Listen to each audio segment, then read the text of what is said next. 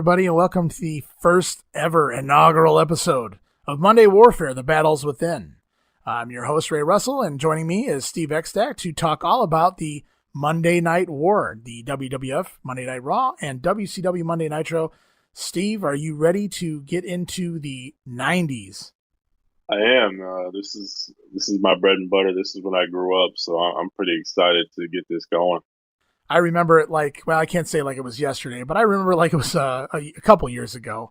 I can kind of channel what I was feeling at certain points and when certain big things happen, so I can't wait to relive that, especially some of the things that happened on WCW Nitro. Yeah, man, it's going to be a fun ride. We're going to start from the beginning, the September 4th Nitro, and just kind of work our way forward. We're going to discuss both shows each week, we're going to do a few extra segments where at the end of every week, I'm going to announce the ratings for the week. We're going to figure out who won. We're going to keep track of that over time. We're going to pick our favorite segment from each show, hold them up against each other, and we're going to both make a decision what we like better. Maybe one week you like Nitro, I like Raw. Maybe the next week, vice versa. It could be a lot of fun here as we, discuss each show and analyze each show. But first, we got to explain how we got here, and that is once upon a time, and I know you took some notes here from the Observer, so I'd like for you to chime in with any notes you have, but I guess once upon a time, Ted Turner, they had their issue. He had his issues with Vince going all the way back to when the WWF was on TBS. Of course, Vince finally sold out to Crockett and left TBS, and Turner was not a fan of Vince. Vince was not a fan of Turner ever since, and that led to, some shenanigans throughout 87, 88, 89 with them, with Vince screwing with the NWA and later Turner's WCW. Fast forward to 1994, WCW acquires Hulk Hogan. That had to be a shot in the face. And then Randy Savage followed soon thereafter. And now we're in 1995. And so the story goes according to Bischoff. I'll let you do yours according to Meltzer. So the story goes according to Bischoff was he was in a meeting with Ted Turner. Ted Turner asked Eric, how do we compete with Vince McMahon? And Eric said, thinking that it wasn't going to happen, so he wouldn't have to deal with it any further, that he needed prime time. And Turner said, you got it. You got prime time on TNT on Monday nights going up against Raw. Is that how Meltzer tells the story, or is there a different narrative? It's pretty similar. They had a meeting on June 5th. I guess early on in 95, Vince sent out some letters talking shit to Ted Turner, saying you need to close your wrestling company because of an embarrassment to his name. And this really irritated Turner. So they had a meeting, and Bischoff always claimed that the ratings on Raw were higher than Saturday nights because of the time slot and being on prime time. They kind of just went with that. Turner agreed. And I guess Harvey Schiller, he made a comment, if you're too focused on the competition, then you don't have enough time for your own company. But even he kind of bought into it, and he said the number one goal would be to put the WWF down and out. People around Eric Bischoff say he was absolutely obsessed with running Vince McMahon out of business. And that's pretty much it. That's the notes that I gathered from the meeting that they had back in June of 95. So I wound up pulling up an interview Ted Turner did, like a press conference type interview or something along those lines, where he had mentioned that this was going to be taking place and how he was excited for it. And he didn't call the show head to head, but he made sure to point out that this was huge, that they were going head to head. And I remember you had read in one of the Observers that Meltzer claimed that the working title of the show might be head to head, and you thought that was ludicrous because you're basically acknowledging your opponent in the name of your show. And so it does sound silly, but maybe that's where Dave got his new information from, was Turner throwing that name around it. I want to mention there that at no point did Ted Turner say that's what the show would be called, but he was using those words a lot. So maybe that's where Dave got the idea from. I'm not sure about that, but I don't want to spend a whole lot of time on how this got created, how this started, because there's plenty of that on the WWE Network and in documentaries and things. So let's just get right into the fun stuff, if that's cool with you. Sounds good to me. I'm excited. So WCW debuts their Monday Nitro program on TNT, which everything's a lot different now here in 2020. But in 1995, TBS was the fun channel. You had your sitcoms and syndication. You had your cartoons. You had movies and things, but it was more of the family-esque type channel. TNT was more the adult channel. And I don't mean adult like cursing and violence. I just mean like adult-oriented movies, things that kids wouldn't even be interested in. So it was more, it looked like it was more of the grown-up channel of the Turner brand. And so it was odd to see wrestling, which most of the Turner execs weren't, pleased with, didn't look highly upon, debut on TNT. So that was a big deal. Initially, they get their 1 hour slot starting at 9 p.m. I'm not sure when they go to 8:57, if that's immediate or not. I don't think it is, but I don't think so either. Okay. I don't have it in any of my notes that I've read so far. So we'll get to that when I find out when that happens. I haven't read too far ahead into this story here. Nitro winds up debuting, and this is by no mistake, debuting on September 4th. And the reason they did that was because the WWF Raw program was preempted that week for the U.S. Open. And so that gave the WCW a full wrestling audience. There was nothing else to watch. There was no competition. Genius by Eric Bischoff. Just absolutely a genius first shot here. And yeah, absolutely. They come to us live, and I love the intro from the beginning when the intro started. The explosions, the fire, the grittiness, the wrestlers on the building. When I saw that, it was like nothing else you had ever seen from WCW. It was very adult. Like, it wasn't so backwards in time type of intro. You know what I mean?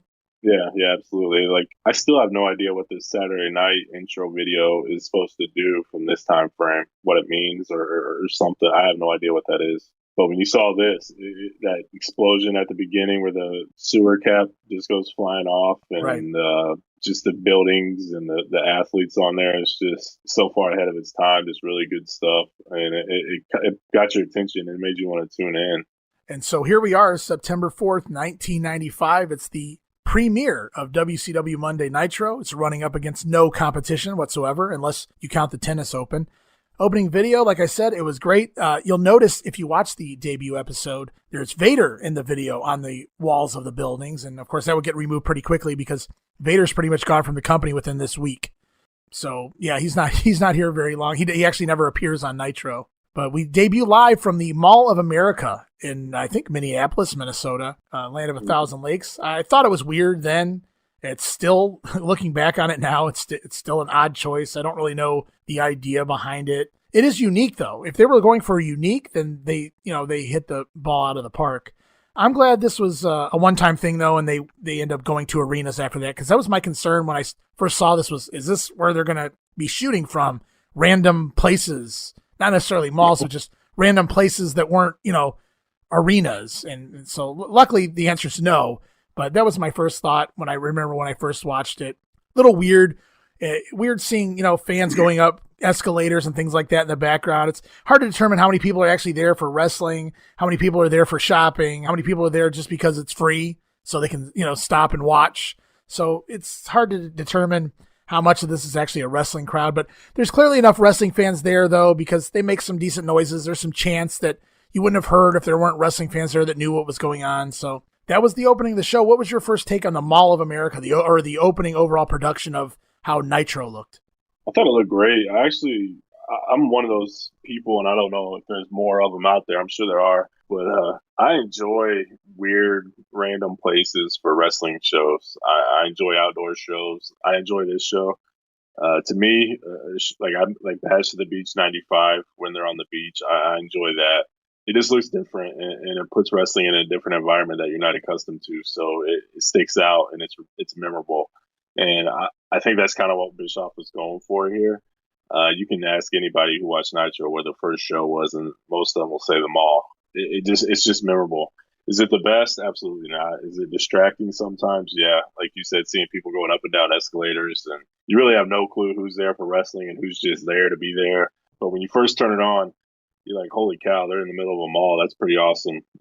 That's different. That's something you've never seen before. So I was hooked immediately. I remember rushing home to get in front of my TV for Nitro, and I never watched WCW before this religiously. My friend always talked about it, but I never watched it consistently until this. So I was hooked from day one, like that opening video, and then seeing them all, I was like, oh yeah, this is cool.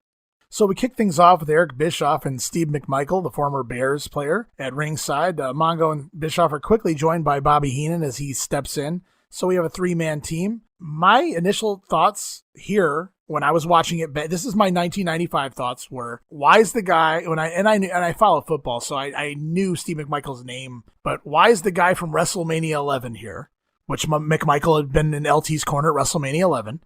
Why is Eric Bischoff hosting this. Like, I had never been taught that Eric Bischoff was the lead announcer. Little did I know that he booked himself into this spot on purpose. I was just wondering where the hell, Tony Schiavone was. That irritated me, and it took me probably a month or two to get over before I just got acclimated with Bischoff leading like the big show and just dealt with it. I was happy though that Bobby Heenan was there. You need that heel announcer. It felt like the original 3-man group from Raw, like they wanted that again with that outsider and then your straight guy and your heel. Yeah. Of course, Raw didn't have a heel at that time, but Heenan would soon replace Bartlett in that later on. But that's a different year and a different show. Yeah. I'm wondering, I'm assuming Bischoff just booked it so he can get over what he wants over. He has, and that makes sense. He has an idea of what he wants this show to be in his head, and there's no better person to call it than himself because it's more authentic that way for him, at least in his mind. So I get it. I'd much rather hear Tony Schiavone all day, but I understand why Bischoff did that. I can't be mad at that. So we kick off the show, and on paper, man, you couldn't have asked for a better match to kick off your first Nitro. Randomly out of nowhere, Jushin Liger returns to the States to take on Flyin Brian Pillman. And I can go back 25 years and tell you when Liger was coming out to that ring and he was getting ready to take on Pillman, I was absolutely through the roof excited. I remembered their match from Super Brawl 92. I had lived and died by that match. It was one of my most favorite matches in WCW history. I was amped. And you didn't get to see Liger very often. In fact, I don't think Liger had been there since 92. So I don't know. I don't remember him appearing in between those times. So just for him to pop up like this, it was really a special moment. But unfortunately for me, they didn't really live up to the expectations or the memory of that 1992 match. Yeah. Several blown spots and sloppy spots in this match. I think a lot of it had to do with Brian Pillman, not because he can't work. Obviously he can. I think it was because Pillman had put on so much body mass that he wasn't the cruiserweight that he necessarily was when he worked Liger last time. So things he was trying to do maybe didn't match up to his new body size, or certainly didn't match up well for Liger to be able to handle it. There was a screw up on a Rana. They screw up a suplex to the floor. Even the finish looked a little botched when Pillman did the victory roll type roll up to get the win. The match was really sloppy. It didn't go very long. I think the match went 7 minutes. Pillman gets the win, like I said, with a victory roll. I think Liger only came in for this show, and it made sense for him to lose. I wasn't upset that Jushin Liger lost the match. I don't know. I was underwhelmed by the performance here. I remember going, if you want to ask me what I thought 25 years ago about this match, I was just excited these two guys got in the ring on Nitro out of nowhere. That didn't happen back then. Guys didn't just randomly reappear in WCW that, you had been a giant fan of that you hadn't seen in years. So it was huge. And to them, it was just a throwaway match just to get the Nitro show over. Like, you never know what you can expect. And I'm sure they expected a higher quality match as well. But, yeah, I think somebody booked it on the pretense of how good their match was at Super Brawl 2. But like you said, Pillman, this guy, he's pretty large by this point, not in a bad way. He just developed. Yeah, I remember seeing this match, and I was expecting Liger to win when I first saw it, just because he did look so much different, and it wasn't really doing anything with Pillman just yet. At this point, he was kind of just there. So when I was younger, I was just expecting Liger to win there. But yeah, with you, man, it was real sloppy. Missed quite a few spots. But I will say, like, just seeing Pillman going off the top rope, I still remember that from when it first happened. It was something definitely different than what you was going to see on Monday Night Raw, outside of maybe the 1-2-3 kid. Definitely. Or Shawn Michaels. So this match was completely different than anything you're going to see on Raw. And if wrestling's what you're into, you want to see these two guys. And it's unfortunate they had a pretty rough match, but I like the idea behind it. And I thought they did a good enough job to sell the idea that we're going to have a little bit of everything for you. Yeah. And, I still can't even crap on the match. It was sloppy, but it wasn't like anything terrible. It wasn't, anything good either. It was a match that when it was over, I was like, well, it was okay. It just, when you're expecting a 4-star classic, you're getting a 1-star match, it's a little depressing, disappointing. And I've probably watched this match a few times since then over the last 25 years, but not any time recently. So it was everything I'm going to be watching with you is going to be brand new to me again. Mm-hmm. I might remember some Raw angles a little bit, only because my son just spent the whole summer going through the first 5 or 6 years of Raw, and I was in and out of the room a lot, so I might remember some of those things. But other than that, wrestling-wise, watching Nitro and even watching Raw, this is all going to be new to me all over again. Like, I'm as far as critiquing matches goes, I wasn't doing that in the 90s so much. I knew if I liked or hated something, but I didn't sit there and critique, like, well, this was sloppy, that's why I didn't like it. And it's easier now to go back and look at things like that. And here I was surprised it was this sloppy. I didn't remember it being this sloppy. I thought it was just a run-of-the-mill match, and it really was, even with the blown spots. Yeah, I mean, I like the idea of them using this to kick off the show. Very smart. The first thing you see is Jushin Liger come to the ring. You've never watched wrestling before, or you've never watched WCW before, and the first thing you see is this guy in this flashy outfit and doing all these flip moves. And their idea was this was going to be a condensed version of their Super Bowl match, I'm assuming. So I'm assuming they thought there was going to be this great high-flying action, and it's going to catch all the casual fans or the WWF fans' eyes. And it was very smart booking to put this match first. And to fly Liger over here to do this speaks wonders of what they thought of Liger, or what they expected from this. Absolutely. Sting bumper promo, just going into a commercial break. Sting's basically putting over a match he has coming up with Ric Flair on this show. Sting versus Ric Flair on TV. Talk about, and oh my God, I don't know how many times I'm going to point this out as we do this, especially in the early shows, but this shit didn't happen back then, man. You didn't see this stuff on every week TV. This stuff where they start putting Hogan on every week, or Macho Man on every week, or Sting against Flair every week. This was not the normal back then. Maybe you got a Sting versus Bobby Eaton, or Lex Luger versus Steve Regal, or something like that on Saturday night. But you didn't get matches like Sting versus Ric Flair on the weekly, or if at all, ever on TV. So, I mean, you go from Pillman and Liger to Flair and Sting to Hulk Hogan in the main event taking on Big Bubba Rogers. That's a world title match on TV against, a decent name as far as, I was a huge fan of Boss Man, so it meant more to me than it probably did the average fan, but your show is stacked. This was unheard of. So it was a good job putting the card together, because you can't go wrong with Flair and Sting. But we'll get to that match in a minute, because before that match happens, we get a Hulk Hogan shameless plug for Pasta Mania. And Pasta Mania, it was like a restaurant in the food court of this mall, and maybe other malls too, I don't know. Basically, Hogan had nothing to do with it. They just slapped his identity onto it, put his name on it, and called it Pasta Mania. It kind of worked like the Foreman Grill. The story goes with the Foreman Grill was Hogan was originally the guy that was supposed to do the Foreman Grill, but his agent turned it down, and then George Foreman wound up getting the Foreman Grill deal. So it would have been Hogan's Grill. And for those who don't know, when that came out, that thing was huge. Foreman probably made $1 gazillion off that thing. Oh, yeah. So Hogan really missed. I was going to say Hogan missed the boat, is what I was going to say. Oh, yeah. I probably had like 6 of those grills over my lifetime. Great product. So, yeah, I think Hogan ended up with a blender that went nowhere. Right. And so, I mean, but here he is, shameless shill. He's standing in Pasta Mania in the food court. He's surrounded by kids, more shameless nonsense. And he's trying to put over the restaurant more than he is his match. He's asking about, hey, you're taking on Big Bubba tonight. Big Bubba's an afterthought. I don't think he even mentions him by name. He keeps looking back and referencing the pasta menu. He doesn't know what's on his own damn pasta menu, so he has to look back at it and read off the names of some of the dishes. And he's putting it over, and he's not bringing the power of Hulkamania to the ring tonight. He's bringing the power of Pasta Mania to the ring tonight. Just absolutely disgusting, shameless shit here by Hulk Hogan putting over his crappy restaurant, or whatever the hell you want to call that. Yeah, get you some pasta roos and pasta use or something stupid. Yeah, this is a complete waste of time. And Jimmy Hart, of course, tagging right along with Hogan. This was stupid. It was cheap. It was carny, which is perfect for Hogan and Jimmy Hart. 2 of the biggest hucksters and carnies in the entire business. We go back to action because this is a 1-hour show, so we're right back into action. Sting and Ric Flair now. This match goes about 11 minutes, so they get a little bit of time to work here. Pillman and Liger, I think, got about 7 minutes.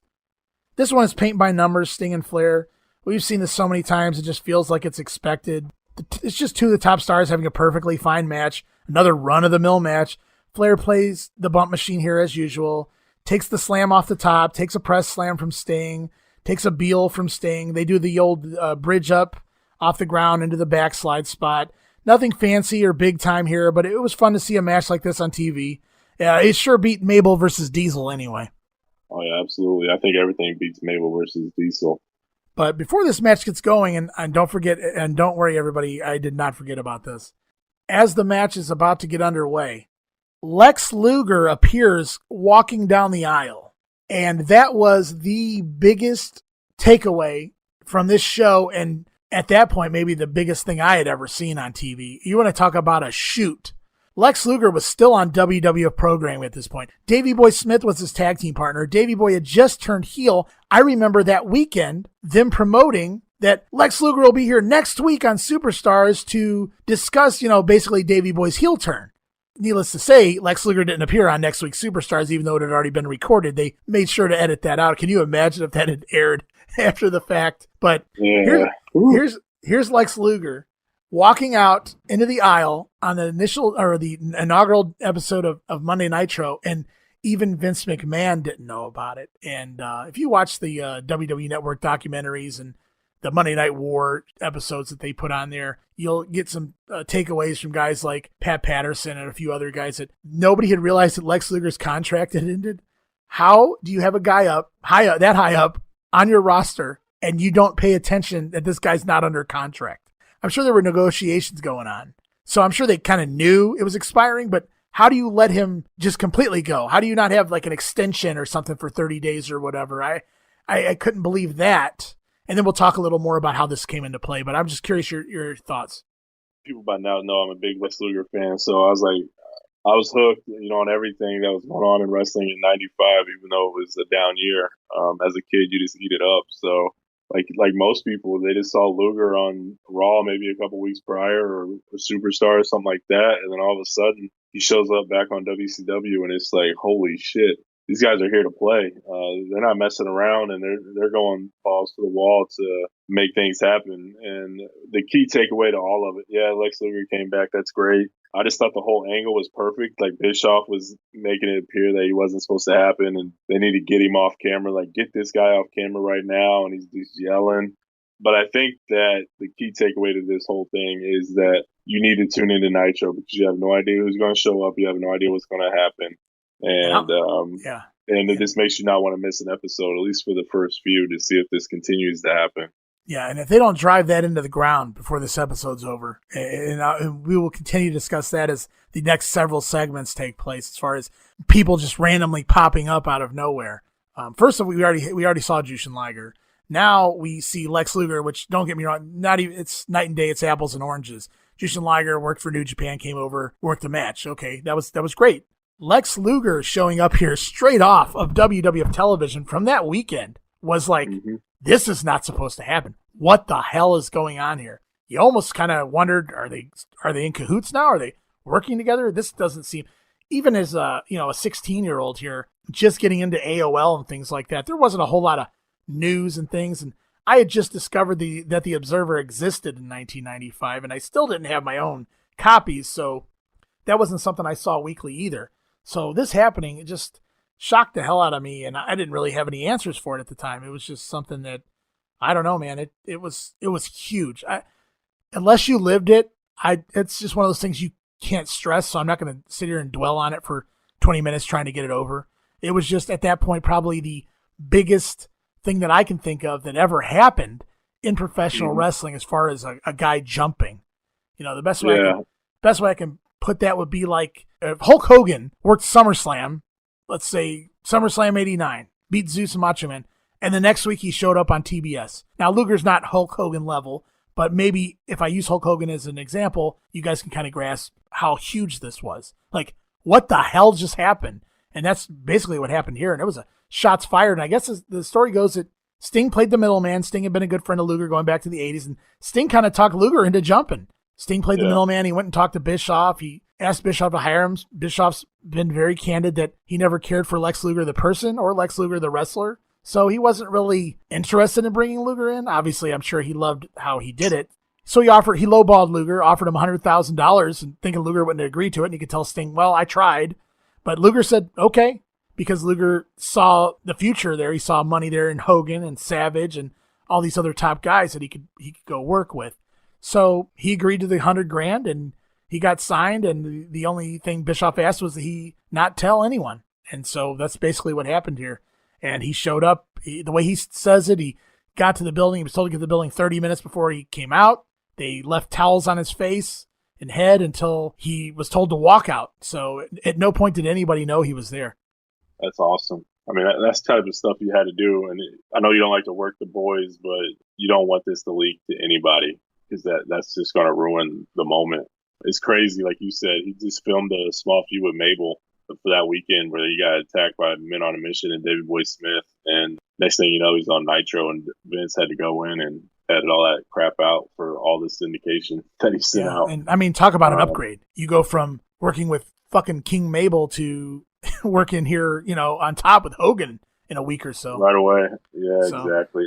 And some of the other good stuff that they did during this match, Luger left, and then Bischoff on commentary was like, there's chaos in the locker room because Luger showed up. So, I mean, yeah, you don't see it. You never do see it. But saying those things like that just makes you think, okay, maybe they may show it. So you don't want to turn the channel. Bischoff was so far ahead of that game of saying things and doing little things to keep people to tune in to where you don't want to change the channel. And that's the whole game here as far as this war goes. Bischoff was a salesman to begin with, not just in wrestling, just a salesman in general. He knew how to sell things and keep people's interest in whatever product he was selling. So he understood that extent of it, and I'll give him credit for that. I think that Luger's defect from the WCW is underrated. I think a lot of people always look at Hall and Nash and the NWO, and I'm not saying Lex Luger jumping to WCW is bigger than the NWO. Obviously, that's ridiculous, but Luger's jump may have been bigger than Hall and Nash's jump. Maybe not in long term in what they did for the company, but in shock value, because I knew months before Nash debuted. I knew in January that Nash was going to WCW. I'd heard it on these. We had a local newspaper, and in every weekend you could call this a newspaper quick line, and you punch in a 4-digit code, and you can get your horoscope, you can get the weather, you can get sports news, you can get this and that and the other. And there was a guy that did a 2 or 3 minute summary of, like, basically he probably read the Observer and then read it out on the bullet points on his news things, what he probably did. And he said, Kevin Nash is leaving the WWF. He's going to WCW. Scott Hall will follow. And my jaw dropped. Diesel and Razor Ramon are leaving. They're like the top. Like, I was concerned for the company. I was like, how are two of their main eventers? I had heard this way before it had really leaked, like, to where more people knew about it. So I couldn't believe it. I'd hoped it was a lie. I'm like, this guy's insane. What is he on? This can't even be true. So I knew about it before it happened, so it wasn't as big of a shock factor as this Luger thing, which that alone sealed the deal for this first Nitro. And I think so too. But it's like you said, I wonder Luger. what Nitro would have been if they didn't have something like Luger coming over. And again, we're not saying Luger's this great star that is going to push ratings and things like that. That has nothing to do with it, really. It's the fact that he was on WWF TV a week prior. He just shot an angle, and this dude's on TV for the rival company a week later. Like, that's unheard of. It did not happen.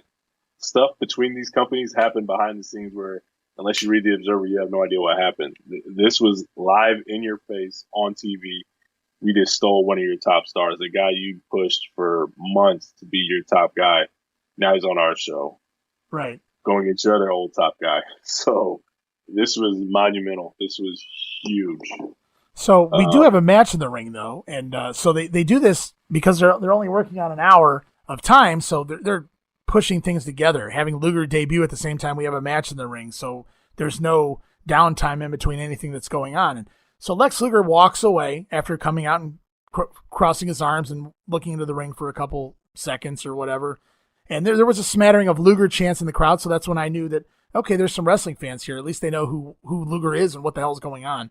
So Luger takes off. The match goes on. It goes basically the way I said.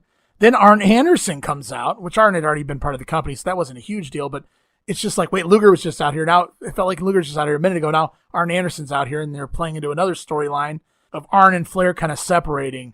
Flair's the heel, the partier, and the story they're trying to tell here, which, I mean, it plays out a little differently in the long run, but is that Arn's basically turning face on Flair. We don't know exactly which side he's on yet at this point, as Flair's in the ring with Sting. Sting becomes distracted because Arn comes to ringside. That allows Flair to clip Sting's leg, put him in the figure 4. Flair starts using the ropes to cheat. Arn Anderson gets in the ring. The hold's broken, and Arn actually proceeds to get into it with Flair rather than Sting. So we now know what side Arn Anderson's on, at least at this moment. Flair takes a shot first. Arn fires back, chases Flair off.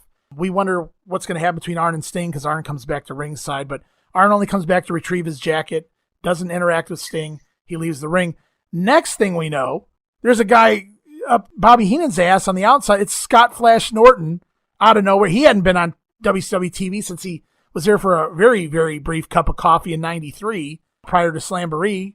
And he's out there shouting. He's handing Bischoff papers, stuffed papers in Bischoff's vest. I assumed it was supposed to be a contract, a WCW contract. That's what I got out of it anyway. So Norton stuffs that in there. He's basically issuing an open challenge. He wants to make a name for himself. 30 seconds later, Randy Savage is up Norton's ass. You want a piece of me, man? Yeah, right there. You want it? Let's do it right now. Do the thing, and Norton's all like, all right, let's go. And Bischoff's like, no, not right here. Not here. Not right now. So in the matter of a match, the Sting and Flair match, we get Lex Luger, Arn Anderson, Scott Norton, and then Randy Savage. And it was like boom, boom, boom, boom. It was absolutely overbooked.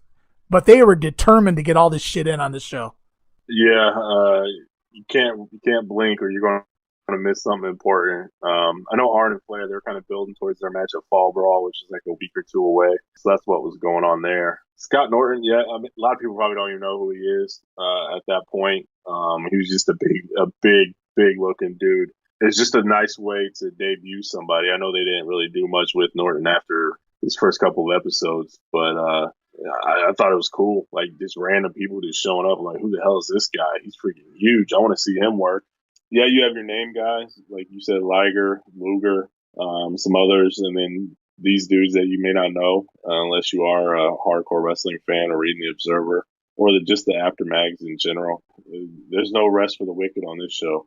Yeah, and it's so funny to see Luger and Norton both debut basically in the same segment, yet they have nothing to do with each other. Luger debuts at the beginning of the segment. Norton debuts at the end of the segment. Norton doesn't even really have time to get over why he's out there, and Savage is already up his ass to challenge him. So it was definitely rushed. They had, time restraints on them, so they had to do what they had to do in the little bit of time that they could do it in. So I don't fault them for that. It just felt like Norton's debut here after Luger. I mean, he's following Luger. This could have waited till next week. Like, I would have saved this for next week.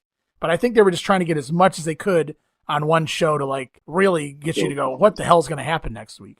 Yeah, I think they really wanted to build towards next week's card. So this match is next week, and then no spoilers, but there's another match next week. We kick off with Liger. Then we see Luger, Scott Norton, and they're not even done yet. Up next, Eric Bischoff throws us to a video package of Sabu. And for anyone who followed Sabu in ECW or saw him after ECW, I mean, you don't understand how over Sabu was in this era. 94, 95, and yeah, when he went back to ECW 96, he was over. He was in ECW, though, so you don't really notice it as much because it's ECW. He's over like any of the other top baby faces are over there. But I can't begin to explain to you. You ever heard the term internet darling, which always describes, the indie guys that hadn't made it yet that were so over with the internet fans? Well, there wasn't really much of an internet back then. Sabu was just the independent darling. He was the PWI darling. If you opened a PWI, Sabu had an article in there. There were pictures of Sabu in there. There was stories about Sabu in there. I hadn't seen Sabu until 1995. I went down to my mom had a new house built about 2 hours south of here. It's in the middle of nowhere. And they had one channel. They didn't have cable yet down there. So you just got whatever you got on reception. And it was in the middle of nowhere. So they had one channel and it was snowy. And me and my brother turned on the TV one Saturday morning and Sabu came out on this random indie show that probably didn't last more than a couple months. It was just a generic show. I don't even know what promotion it was supposed to be. But he went out there and he worked a guy by the name of Ubas, which was Sabu backwards. Later became El Puerto Riqueño and did that Babu gimmick there in the WWE as well. He was fighting Ubas, which was his clone. He was basically Sabu backwards. And I was like, holy cow. This is Sabu. This is the Sabu we've been reading about in the aftermags for months, if not a couple years. So that's the only thing I'd seen of him then. Other than that, it was the after magazines that built guys up like Public Enemy and Sabu to levels that, beyond what you could imagine, because those magazines were very important back then to getting the indie guys over. because if you couldn't see them because they weren't nationally exposed, you didn't know they existed unless they were in those magazines. And by the time I ever saw Public Enemy and Sabu, they were as over as anybody that I saw on the fucking WWF every week. It was huge to be able to see these guys finally. So when I saw Sabu was coming, and then there was this highlight video, and it was just a couple matches he had done at a taping somewhere. Most of the spots seemed to be with Chris Kanyon. Sabu was doing all of his flipping spots, his jump off the chair, leg lariat. Now I have more video to put to this guy. And I already know I'd gotten a King of Deathmatch tape that year. That was first year I bought tapes out of an Aftermag. And I had gotten another tape that had Sabu's uncle, the Sheik, teaming with Sabu in a match where Sabu had moonsaulted a table for no reason. There was nobody on it.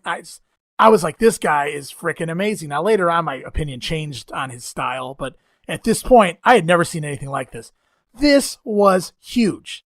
First Luger jumps. Now Sabu is here. What the hell? This was awesome. Yeah, it was good stuff. And the thing is, it's like it's all different people. You know, Liger is one type of wrestler. Luger's one type of guy. Scott Norton's clearly different than both of them to a degree. And then Sabu is just different than everybody. So you're not getting the same cookie cutter, you know, wrestler coming to town. It's all different types. There's something for everybody. It's a smorgasbord of wrestlers and different types of wrestlers. There's something for everyone. And that's what Bischoff did with this first episode. And I thought he hit it out of the park. So the debuting names continue to mount here on this first episode of Monday Nitro because it still doesn't end with Sabu. Next, we have a vignette with Mr. Wallstreet, also known as Michael Wallstreet here. You may remember that gimmick from Mike Rotunda in the York Foundation right before he jumped to the WWF as IRS. So now Wallstreet, or now IRS, Wallstreet, Rotunda, whatever you want to call it, now he's here. And how many debuts can you do in a row? This has to be a record for debuts in a row, or debuts on one single television program. So I'm thinking IRS is scripted here, which we've mentioned on the Grenade in the past in '89. Maybe Rotunda should have been scripted because he's saying things that are clearly directed right at the WWF. He said there's talk of the new generation. It's the feud generation to him. He says he's sure the IRS is going to be watching him real close. If this wasn't a direct shot at Vince, I don't know what was. Yeah, that's all it was.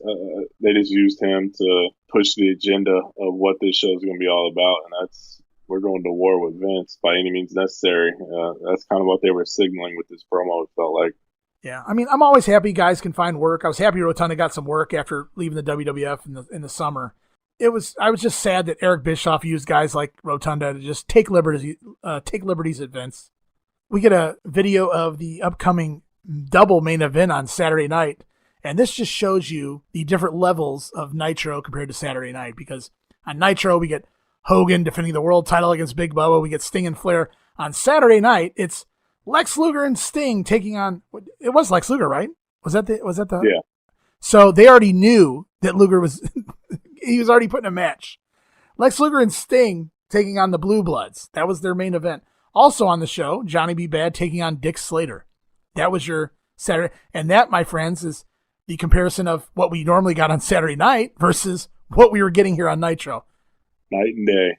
Two completely different worlds, it almost feels like.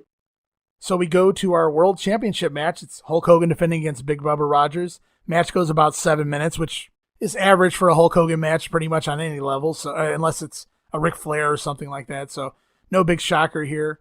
And I thought about this the entire show, but it was no more prominent than in this match because of the size, the height of Hogan and Big Bubba. The ring seems different here. The bumping, the give in the ring had already been noticeably different. I thought it looked shorter, but here at this point I knew it. The ropes were definitely shorter as well because they came up to Hulk Hogan's waistline. So they were using a different ring here. I don't know if it had something to do with needing to fit in a certain area of the mall or what was going on, but definitely a different ring compared to what we'll see next week and beyond. Bubba was overselling for Hogan here to make it look really good. Hogan loved working with familiar guys. He had that run with Boss Man in the WWF in 88, 89. He knew he could trust Boss Man. So Bubba even sells things that miss, like repeatedly. At one point, supposed to run into a boot to the face from Hogan in the corner. It's clear Hogan completely whiffed, didn't even touch him. Bubba still sold it, took the bump, held his face, everything. There's another point where Hogan whips him to the corner, charges in with a clothesline. Bubba takes the clothesline twice. Problem is, Hogan only threw it once. So Bubba slams himself backwards into the buckles twice on the spot. I thought it was funny. I want to grab a GIF of that one and throw it up on Twitter. It really tickled me, as they say. Man's working hard for his buddy. Yeah. You gotta appreciate that. Yeah, that's what I wrote in my notes. Bless his heart. He's doing everything he can to get Hogan over. The match didn't even feel real to me, though. Like, I'm watching it, I couldn't get into it. Like, it just didn't feel real, which it's weird because the opener felt real to me. Lex Luger coming out felt real to me. Like, I was a wrestling fan. Like, I had wrestling fan mind turn on when I was watching these things happen. But I'm sitting here watching this match here, and it just felt like it wasn't going full speed. Like, almost they were, like, practicing a match or whatever. And it's not necessarily slow. It's just, I don't know. I don't really know how to explain what it was. It didn't feel like a real competition to me. It never felt like Hogan was ever in any trouble. Yeah, it almost felt like you was just waiting for something to happen. You knew this wasn't going to last long as far as the actual match. Bubba had no shot. We all knew that. They were just kind of going through the motions until the finish. And we go into the finish. Things pick up a little bit. Bubba goes after Jimmy Hart. He takes Jimmy Hart's jacket off him. It's all set up so Hogan can take the jacket, put it over Bubba's face, and pound on Bubba's face in the corner while Jimmy Hart distracts the referee. How that's a babyface spot, I'll never know, but Hogan was big on doing like heel things like that, and the crowd ate it up. Yeah, Meltzer don't like this, and I think Lance Storm even said he don't like it where good guys are like raking eyes or going to the back and scraping their back. To me, it's just like you're fighting fire with fire, and so I never really had an issue with it. Hogan's just doing what's being done to him, so if one guy can do it, why can't I? I understand the dynamic of heel and face, but at the same time, you want to don't get mad, get even type deal, so why not do what they're doing? Fair is fair, so I never had a problem with it. Yeah, and at this point in Hogan's career, he's wanting to take every move as lightly as possible. I have no doubt that he's going to these guys before the matches and telling them to take it easy out there, brother. Because Boss Man hits the Boss Man slam out of nowhere, but it was the gingerest, softest, nicest Boss Man slam I had ever seen. And this would happen often with Hogan throughout this WCW run, which was really noticeable because it was in the main event, but we'd grown up to know NWA and WCW as the really physical promotion. But not only that, even the WWF, everything looked real. But Hogan, man, he would take these these bumps off these moves, and it would just look so phony. And it was just to protect his body. And, and he's still not in great shape today. And all he ever did was drop the leg, which I'm sure it screwed up his hip quite a bit. But, yeah, I didn't like it. It was a really, really, I can't call it sloppy or lazy. I mean, he gave him a Boss Man slam, but it's just like he set him down gently with it. Of course, that leads to the famous 2 count, which leads to the Hulk up, the big boot, the leg drop. Hogan gets the win. Match goes 7 minutes. Competitive Hogan match for TV. We get a finish. There wasn't some stupid run-in, so they're booking finishes, so I can't complain there either. You don't get those every day on TV, so you do now. At least that's what Nitro's putting across this week anyway. Yeah, it's a big name main event. I think it did what everybody thought it was going to do, and it was just an avenue to get to where they were going to go, kind of push the pay-per-view and then set up next week. So, I mean, after everything that happened leading up to this, it just felt like I need a break, and thank God Hogan's out here, which is crazy to say. Right. Because it's Hogan. You didn't see him all the time. Even in WWF, you hardly ever saw him. You had to pay to see Hogan. I was ready for a break when it came. Yeah, I mean, after Luger and Norton and Sabu and Mike Rotunda randomly appearing, it was nice to see a couple guys that you knew were on the roster, at least for a few minutes. You knew what the hell you were watching, and your mind wasn't being screwed with. So yeah, in that respect, I agree with you. It was a nice change of pace, and I didn't have to be on the lookout, so much. Right. Hogan gets the win here with the leg drop, and immediately after he hits the leg drop, the Dungeon of Doom come running to the ring to attack him. And as the camera cuts to the aisle, we see Brutus Beefcake looking as only ridiculous as he can look in the Zodiac costume, running down an aisle in the mall with Kamala following behind him, barefoot running down the mall. It was the most ridiculous looking bit of video you could ever ask for. That's another GIF all day long, watching Zodiac and Kamala run through a mall. Kamala barefoot. I was laughing, and I didn't laugh out loud, man, but inside my head, dude, I was laughing my ass off. It looked so hokey. See this ridiculous and just cartoony, which is what the Dungeon of Doom was. Very cartoony, and everything that WCW had spent years trying to not be cartoony, and this is what we had done within a year's time, thanks to Hogan coming in. But that's what happens when Hogan's involved. It's a far cry from what we're seeing over on the memory grenade, for sure. Yeah. And so anyways, Hogan gets jumped by the Dungeon of Doom, but Luger's quickly out to make the save. So Lex Luger is back out for the second time here because we're wondering, is he a heel or face? He kind of came out. He was a baby face in the WWF, USA. He showed up here. His mannerisms made you wonder, was he a face or heel when he was out there at the beginning of the Sting match? Then we learn he's teaming with Sting to take on the Blue Bloods on Saturday night. So, okay, I guess he's a baby face. But Luger comes in, makes the save for Hogan. Then Hogan and Luger, they clear the ring and then they turn around and almost deck each other. They pull their punches. Sting and Randy Savage are quickly in the ring to try to separate the two, and we head into a commercial break. And we go into our final segment of the night, which is the commonplace Mean Gene Okerlund interview time in the ring. He has both Hulk Hogan and Lex Luger in the ring. Hogan's not really receptive of Luger appearing here. He basically tells Luger he doesn't belong here. This is Hogan's yard, which is hilarious to think that Hogan was in the WWF from 84 to 93.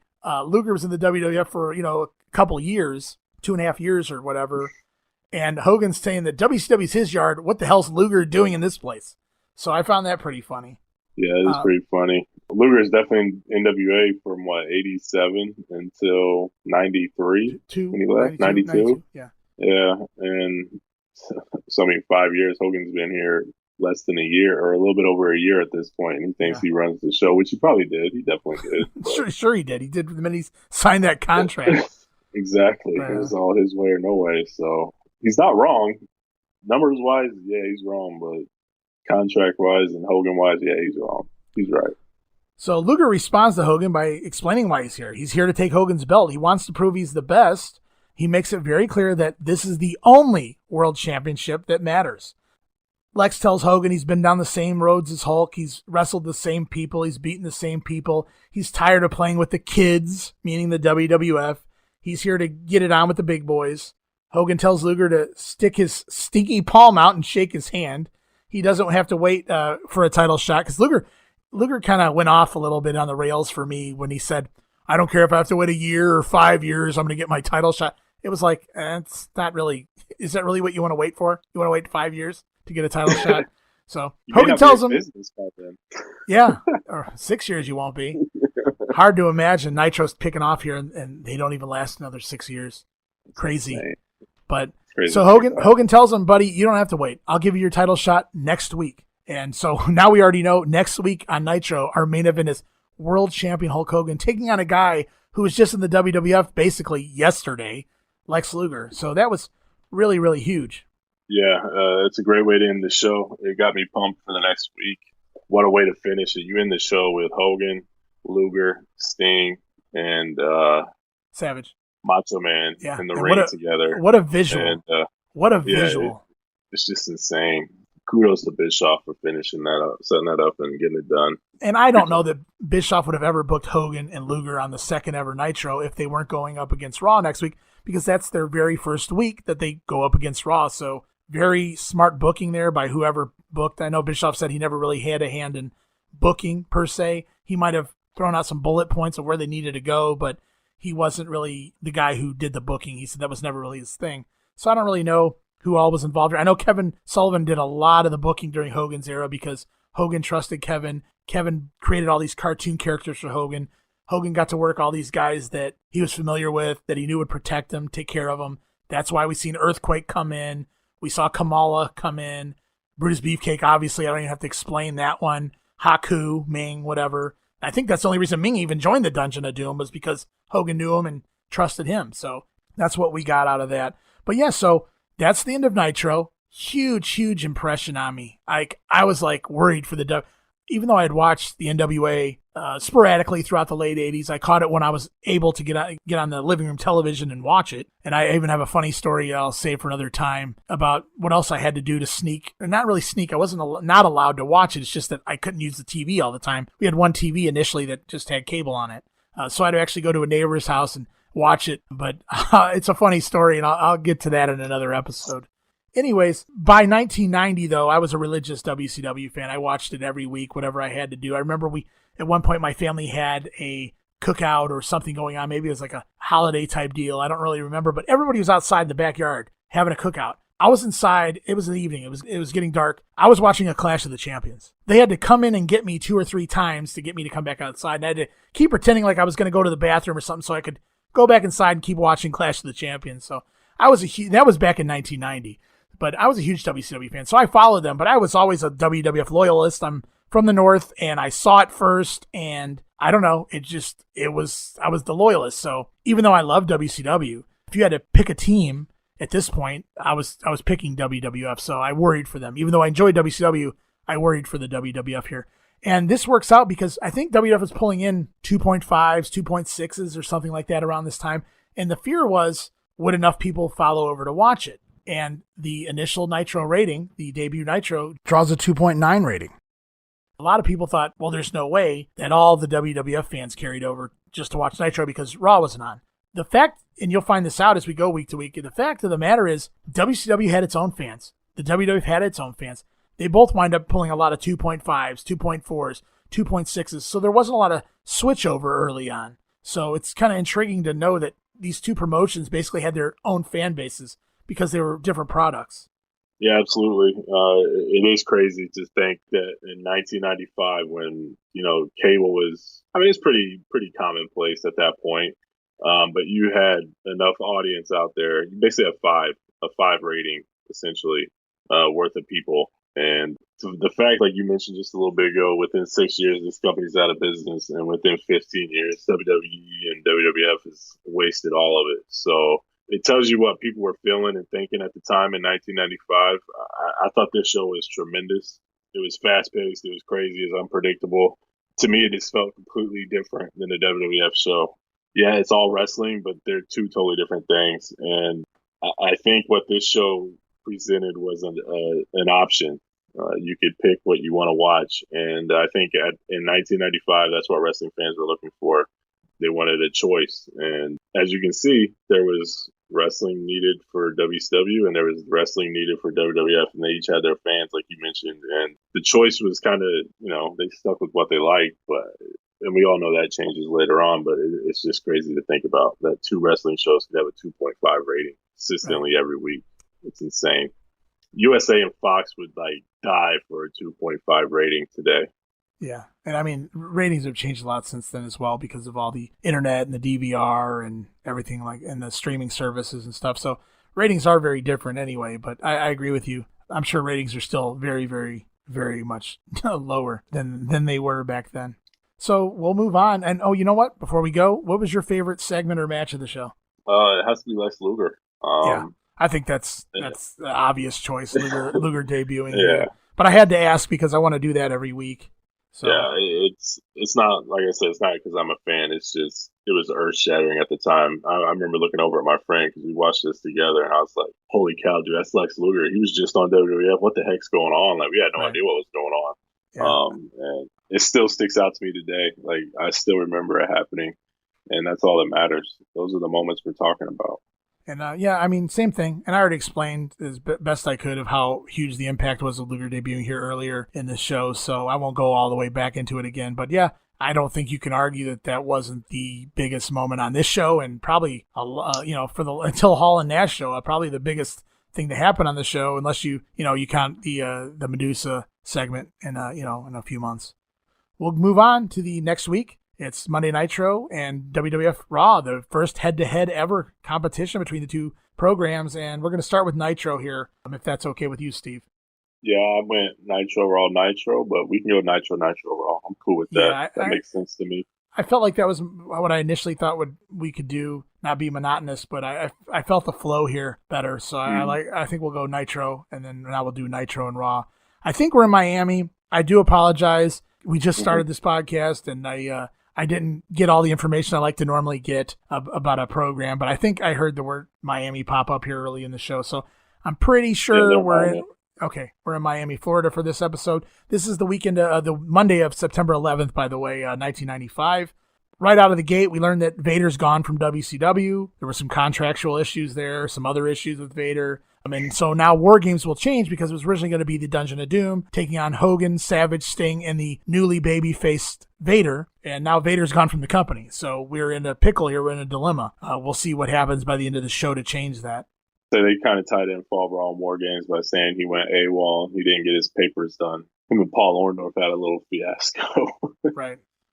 So we kick off the show. Last week they had promised Sabu would be coming in, and he's here. Right out of the gate, Alex Wright in the ring against Sabu, and what a fucking 4-minute match, dude. Just what a match for 4 minutes. I mean, it wasn't the most well-told story, but he used to be called the human highlight reel, and if you were just going out there to show off your highlights, this accomplished everything for Sabu.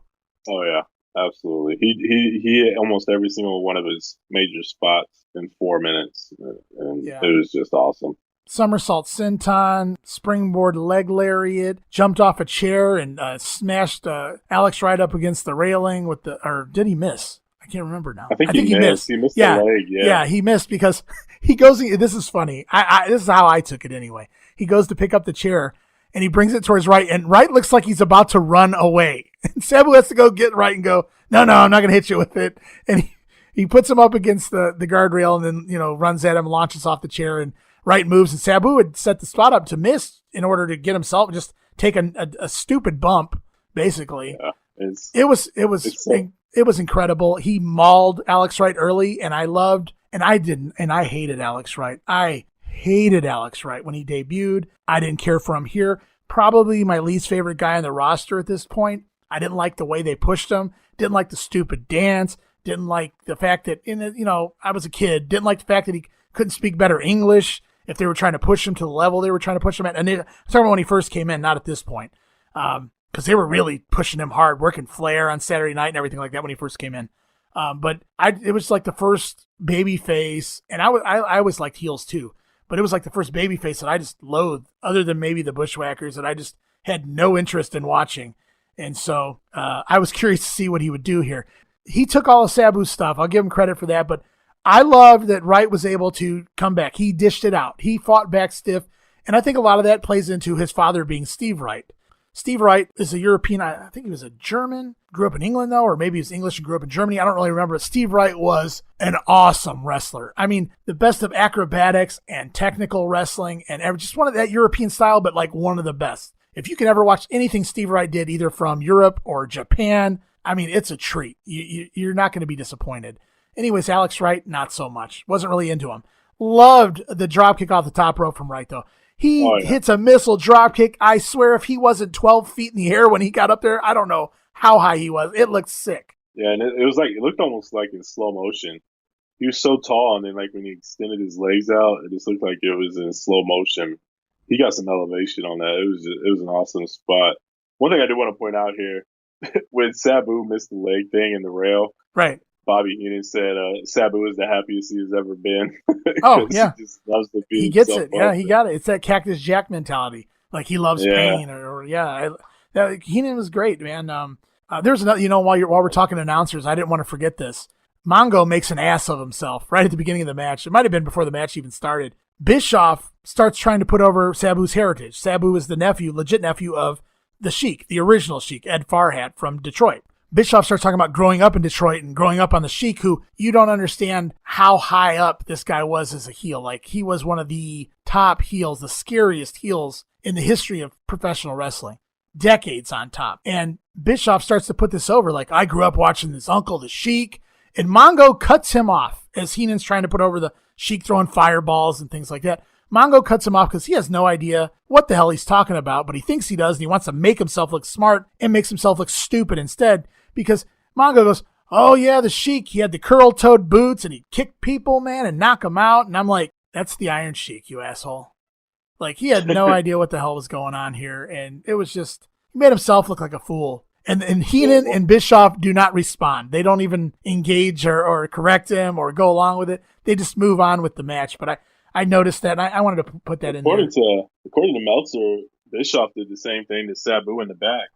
He told him a story like, I grew up with the Sheik and I loved him. And then he remembers when Hogan pinned him in MSG. And again, it was the wrong Sheik. Right. I don't know how true that is, but Meltzer did report that in the Observer that Bischoff kind of made himself look like an ass in front of Sabu as well. But that wouldn't make any, I mean, I believe you, but that just doesn't really coincide with anything. If Bischoff really did ever see the Sheik, which I don't doubt that he did, Bischoff, grew up in that area-esque. So I'm sure he had to have known who the Sheik was. So for him to confuse it with Iron Yeah. Sheik, that almost sounds like a Meltzer story to me, or a Sabu telling Meltzer the story to me, because So it sounds like to me as well. these guys just made things up sometimes. And it's funny too that Mongo had that story. I didn't pick up on that, but Mongo essentially did the same thing. And then all of a sudden, Meltzer's telling the story that Bischoff did the same thing. Like, really? So yeah, it's probably fake. Yeah, and for the 4 minutes, if Sabu wasn't hitting a big, like, wild move, he was taking, big moves. He took that damn drop kick. He missed that spot on the guardrail, and then he even he had Alex Wright superplex him off the top rope, which, you didn't see that all the time back then off the top like that. So Sabu was out there. He was ready to take it as much as he was to give it. I give him a credit there. I wondered if the finish was kind of screwed up because Sabu goes to the top rope and basically executes a victory roll off the top rope and doesn't even bother to hook Alex Wright's leg, so it made me assume Wright was supposed to kick out here. They even looked a little confused that was the finish, and Bischoff even said that's his finisher, that's the Arabian Press, which that's not the Arabian Press. The Arabian Press is like basically a moonsault where you bounce your thighs off of the top rope and you fall back into a moonsault type position. And that was definitely not it. So maybe that was supposed to be the finish. So that's what Bischoff had in his notes. That's what he called it. But he hits a really shitty looking victory roll off the top rope, doesn't even bother to hook the legs, and they call for the 3 count. I'm wondering if that was supposed to be the finish, if there was supposed to be an Arabian Press there, or if the actual, what we end up seeing on the outside was supposed to be the finish, because immediately after this, they go to the floor. Sabu finds a table. It's underneath a sheet or a cloth or something. So Sabu knows where this table is, though, and he just happens to uncover it and pull the table out and set it up. And he sits Alex Wright on the edge of the table, sitting up. And Sabu, I thought Wright was going to move for sure because he was set up on the table awkward.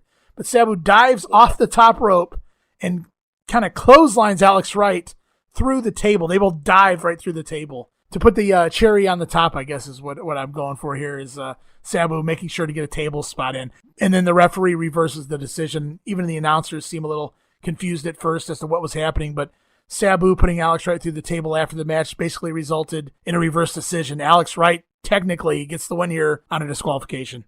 Yeah, it was a pretty fun match. It was entertaining. It was fast-paced, and like you said, man, he let Alex Wright give it to him. Like, he did a nice backflip off the top rope into a German suplex with a nice bridge. Alex Wright did. Could have been a squash, but he let Alex get some work in, and I was impressed by Alex Wright. I never really had an issue with him, but he looked pretty good here.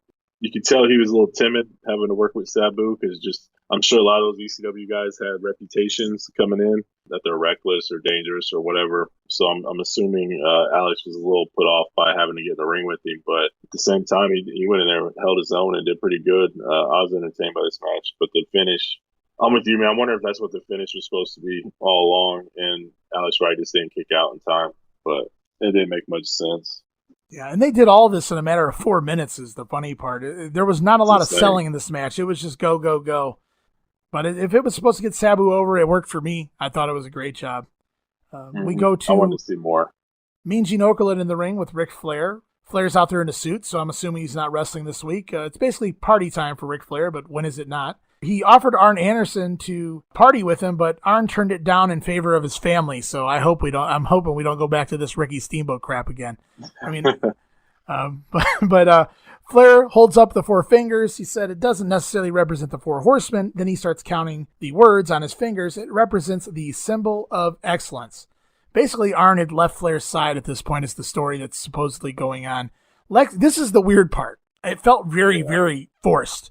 Lex Luger comes down, so it's like, oh man, what's going to happen here? Luger's come down. He's in his gear. He's getting ready to wrestle Hogan later for the World Heavyweight Championship. So Luger's in his gear, and he comes down, and he gets in the ring. And it's like, what's going to happen here? What's the story here? Flair puts over Luger's physique. Flair puts over partying. Lex gets in basically one line. He says, still the same old nature boy. Then Luger turns around and just walks off. I was like, what the hell was that? I mean, it was just that fast. It took him longer to walk down to the ring than to say his line and leave. Yeah, I had the exact same note that you have. What the hell is the point of this? I don't know if they used Luger to push the feud between Arn and Flair, where he's still not really taking anything serious. It's all about partying and things like that, and Luger's just kind of insinuating that. But other than that, I have no idea what the hell the point of this was. The only thing I could saw guess Luger, was they I were. saw Luger coming out, and I was like, "Oh, this is gonna be cool." And then he Yeah. did that, and I'm like, "What the hell?" Yeah, it made no sense. The only thing I could assume maybe was they wanted to test the waters for a Luger and Flair program. Have them come out, see how the fans react, just to them standing, in the ring with each other. Other than that, I have no idea what the hell that. I'm telling you guys, go check it out. It's like it just makes no sense. That made no sense. We go to our second match. It's Sting taking on Mr. Wallstreet, but Mr. Wallstreet has a new name. He's no longer Michael Wallstreet, like he said in the vignette last week. His name has been changed to VK Wallstreet, as in Vincent Kennedy Wallstreet, if you follow where I'm going there. I like the Michael Wallstreet name. I thought it was pretty cool, but it kind of plays off of kind of Michael Douglas, and I can't even think of Wall Street. But now it's just clear night as day. VK, we all know what that stands for. It's Well, like we do now. Event. It was a very subtle shot at Vince back then. I had no idea that Vince's initials were, VKM. That wasn't like common knowledge in 1995, Vince's middle name. And people nowadays, they're like, well, how the hell did you not know that? But nobody was going around talking about that back then. So it only took a week for Eric Bischoff or WCW to figure out how they could use IRS to take more digs in at Vince. So Rotunda comes down, or Wallstreet comes down in a cheap suit with a cheap-looking gold dollar sign on the pocket. It just made me laugh. It was a nothing match. Sting with a slingshot shoulder block at one point in the match. I thought that was pretty cool. Sting countered the stock market crash, hit a sunset flip for 2 count. It was good to see Rotunda back in a singlet here as well. He looked like he put on a few pounds in recent months. Nice to see him back in wrestling gear instead of that awful IRS crap that he was forced to wear for all those years. They go to the finish, Stinger splash. I guess they didn't want to make Rotunda look like a complete job guy in his debut, even if he did lose in 4 minutes. So instead of putting him in the Scorpion and having him submit like a nobody, Sting goes to the top rope, nails the top rope crossbody block, gets the 3 count, gets the win on Rotunda in about 4 minutes, 15 seconds. Throwaway match. It was they promised to debut Wallstreet. They did. He's clearly, based on this match, fodder, but he's getting paid, and I'm sure that's all he cares about at this point. And it gets Sting over. He's a name, and it's not just a typical squash. You got to have names, and that's what he was. But during the match, Bischoff runs through the Raw results, and then McMichael says they named the show after a bunch of uncooked eggs. One of those things that Bischoff did. Doesn't happen every week, but if you pay attention, you'll hear those shots all the time from Bischoff and company. Heenan kind of stays out of it, but Mongo and Bischoff have a good time initially with taking those shots at Vince and company. Yeah, Heenan usually stays on the sidelines. He might make a comment here or there that sounds like he's almost taking a dig at the WWF, but clearly he's not into it, and he doesn't participate in any of this stuff. And yeah, this would be the very first time that Eric Bischoff would take liberties at it Raw being taped, and he gave away the spoilers. He crapped all over Shawn Michaels and his ability to throw a super kick, and pointed out that the big main event on Raw, Shawn versus Sid, that was supposed to originally be a SummerSlam match. So it was huge that he went on there. That had never been done in wrestling history. The ability wasn't there either. So for Bischoff to come up with that idea so quickly and then execute it, it was pretty shady, but very smart for business, I suppose. It was definitely a no-no. I remember when he first did that, I was like, I think about 5% of me was, oh wow, I know what's going to happen on, or what's happening on Raw, before it happens. The other 95% of me was like, I can't believe he just did that. That is effed up. Yeah, it's very cutthroat and ruthless. Everybody says Vince is, and he is, but others are as well. And Bischoff is really the first guy that had the platform to be just as ruthless as Vince McMahon as far as like territory, like how Vince treated territories and stuff. So yeah, Bischoff was pulling out all the stops. And when it's a war and it's put up or shut up and it's time to win, you do whatever it takes. So I'm cool with all of it. And there's a reason why, and I wanted to explain at the beginning of the program, and I absolutely forgot. There's a reason why this is called Monday Warfare and then subtitled The Battles Within, because it's the battles within this war that really are the story of the entire war. Everybody knows Raw and Nitro competed and for ratings and things like that, but it's all these little things. The giving away spoilers, the having people jump without Vince's knowledge, and things like that. Those are the pivotal points that got Nitro to where it eventually became before it got to where it ultimately became. Yeah, and speaking of that, during this show, at least the Raw show anyway, on the East Coast, WCW actually purchased a commercial on the USA Network. That says something to the effect, if you want to see real wrestling and not a kiddie show, then turn into TNT and see wrestling where the big boys play. So again, that's one of those that's one of those things. Unless you're in the market where that commercial aired, or if you was flipping channels between the two shows, you didn't see it.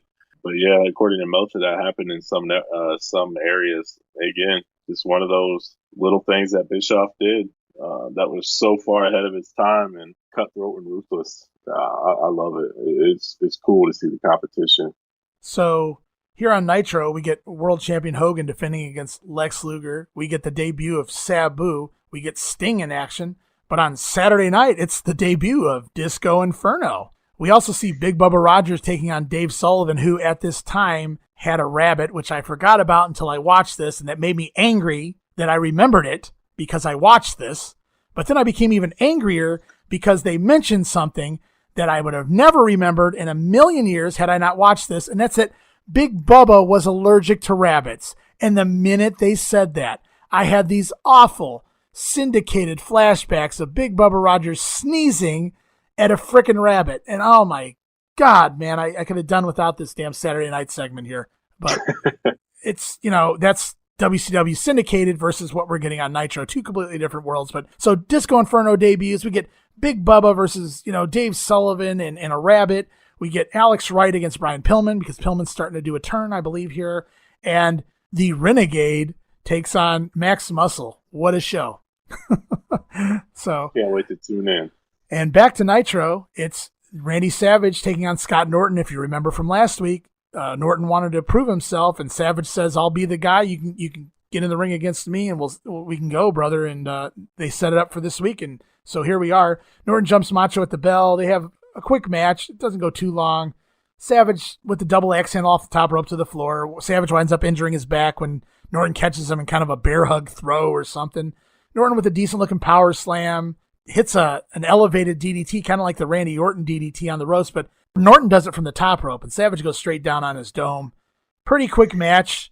Out of nowhere, the Dungeon of Doom come running down like they did at the Mall of America last week. Again, hokey, but not as bad because you got all these cartoon characters running down, but at least they're not in a damn mall. So they hit the ring, and the first guy up on the apron is Shark, Earthquake, Avalanche, whatever. Bischoff calls him Avalanche here. He's actually Shark.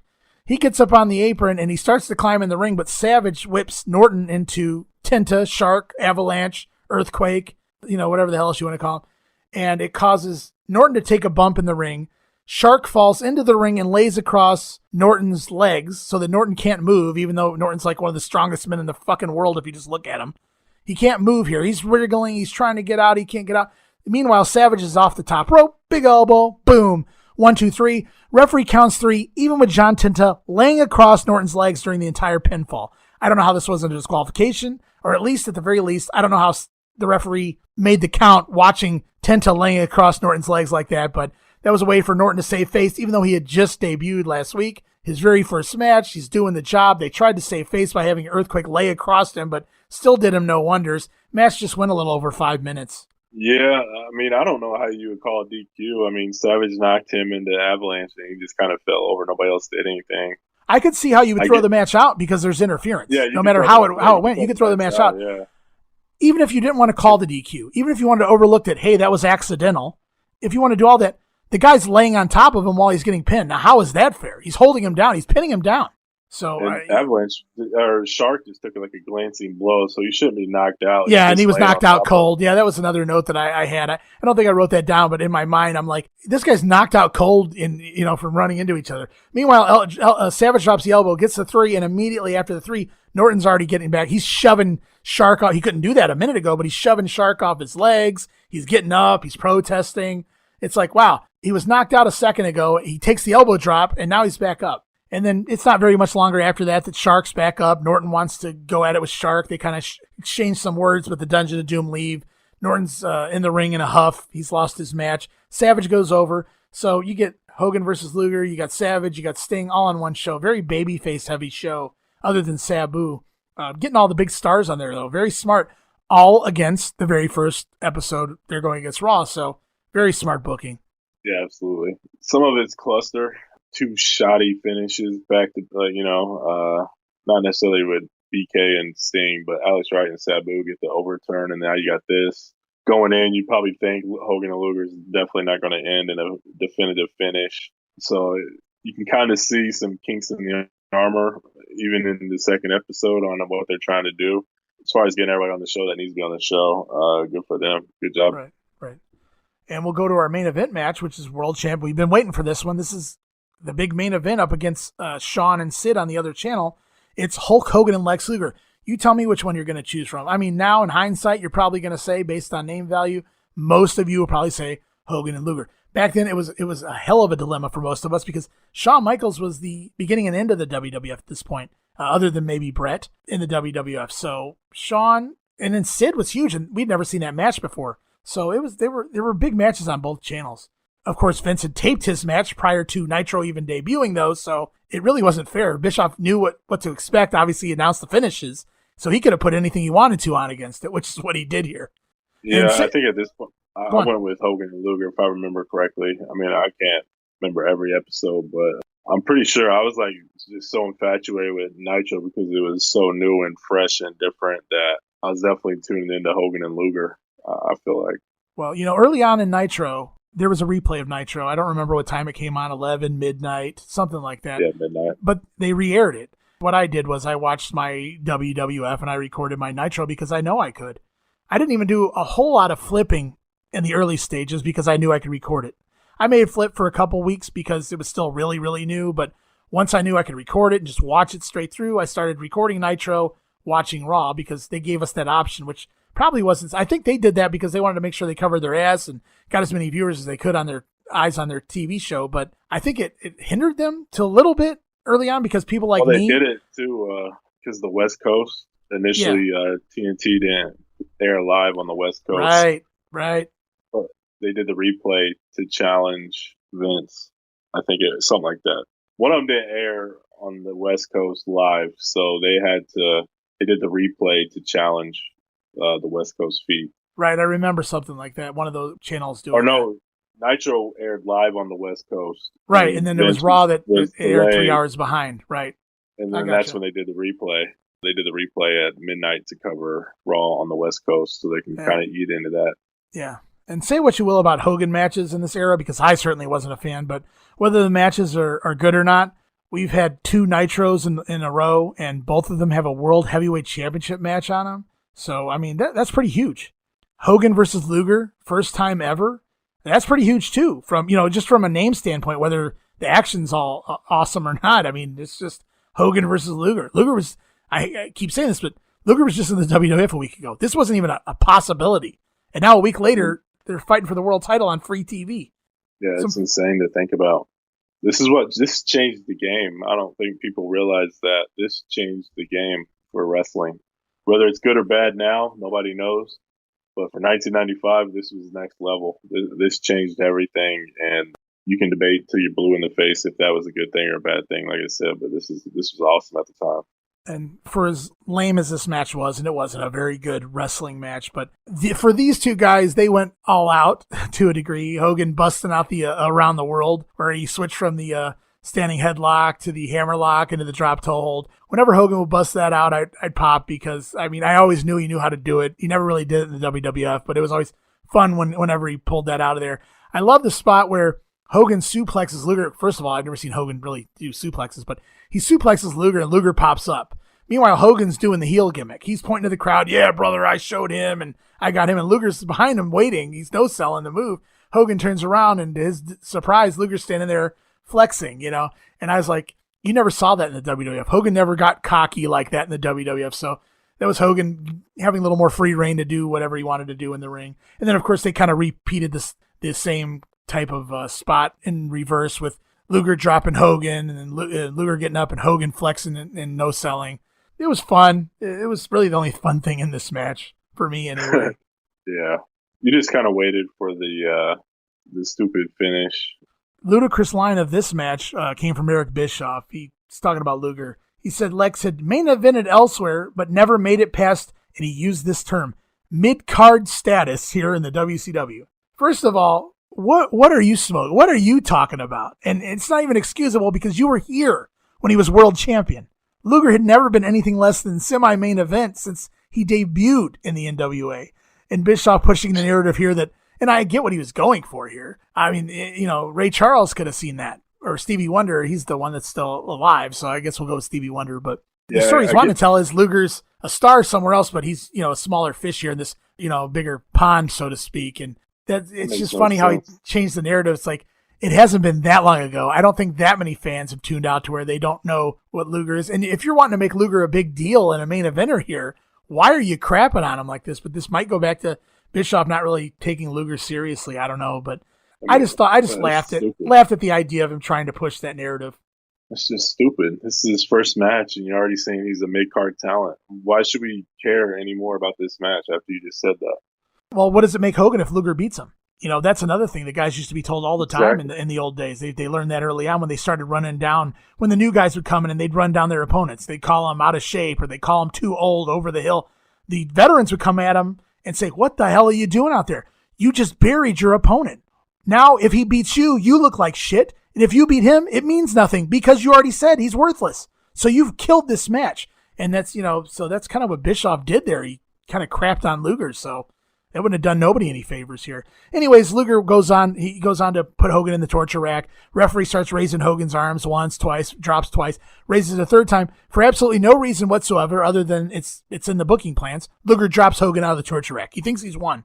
No idea why. Hogan's arms up though. He didn't submit or he didn't pass out. And so Luger has to cover him. And I said, why the hell would he drop him to cover him? And then it all made sense. Well, he needs to Hulk up.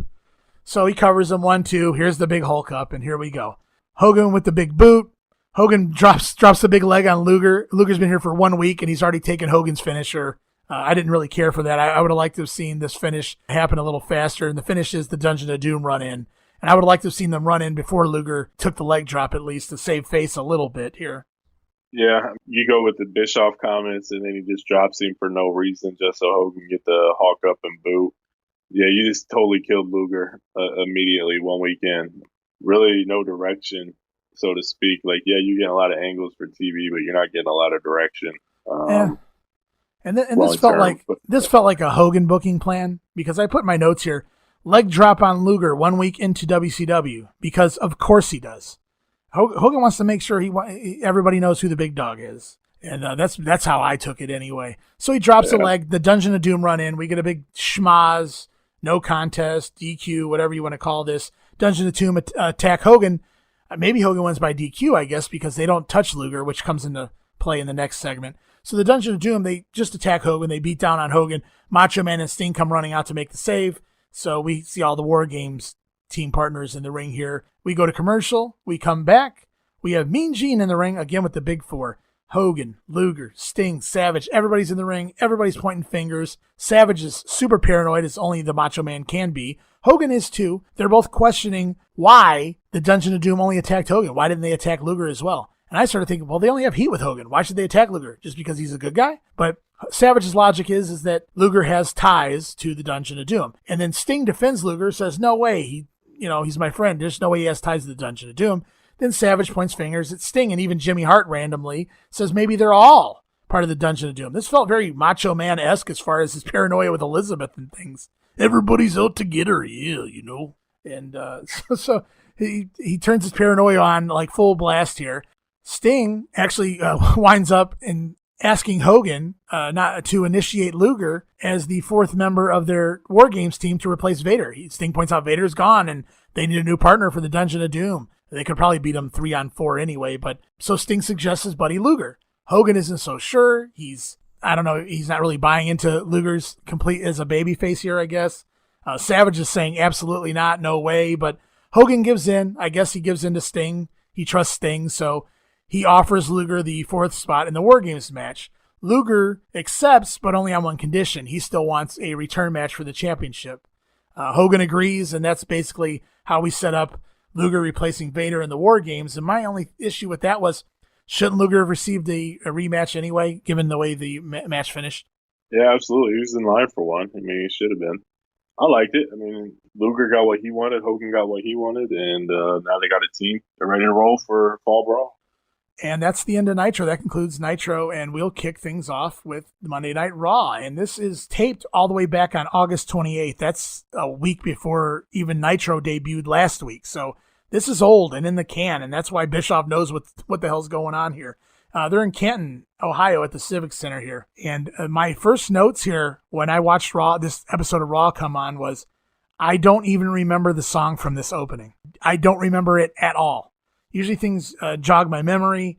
I was drawing blanks here. I know the video very well, the whole video, the whole rooftop filming and all that stuff, but I seem to remember the instrumental type background music to this, but I don't remember this song, the singing in the song at all, so I didn't like it. It was very lame, very timid. It didn't sound very raw, and it certainly wasn't competitive against like the big Nitro in your face opening. No, absolutely not. It was very bland and boring. I liked the video, but the singing, like you said, was trash. You could barely hear the guy. Yeah, and that might be why I don't remember it. Maybe it didn't last all that long. Anyway, we kick off the show. They're taped, so we got Lawler and Vince standing in front of a green screen of fans. I always hate that. It was so obvious, and they did that for such a long time.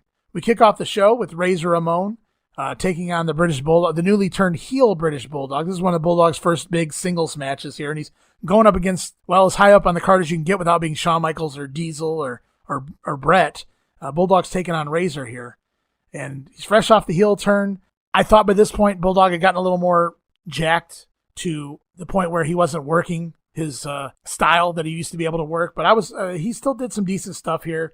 He did that flip, that handspring flip counter out of the arm bar and some other things. He took some decent bumps early on.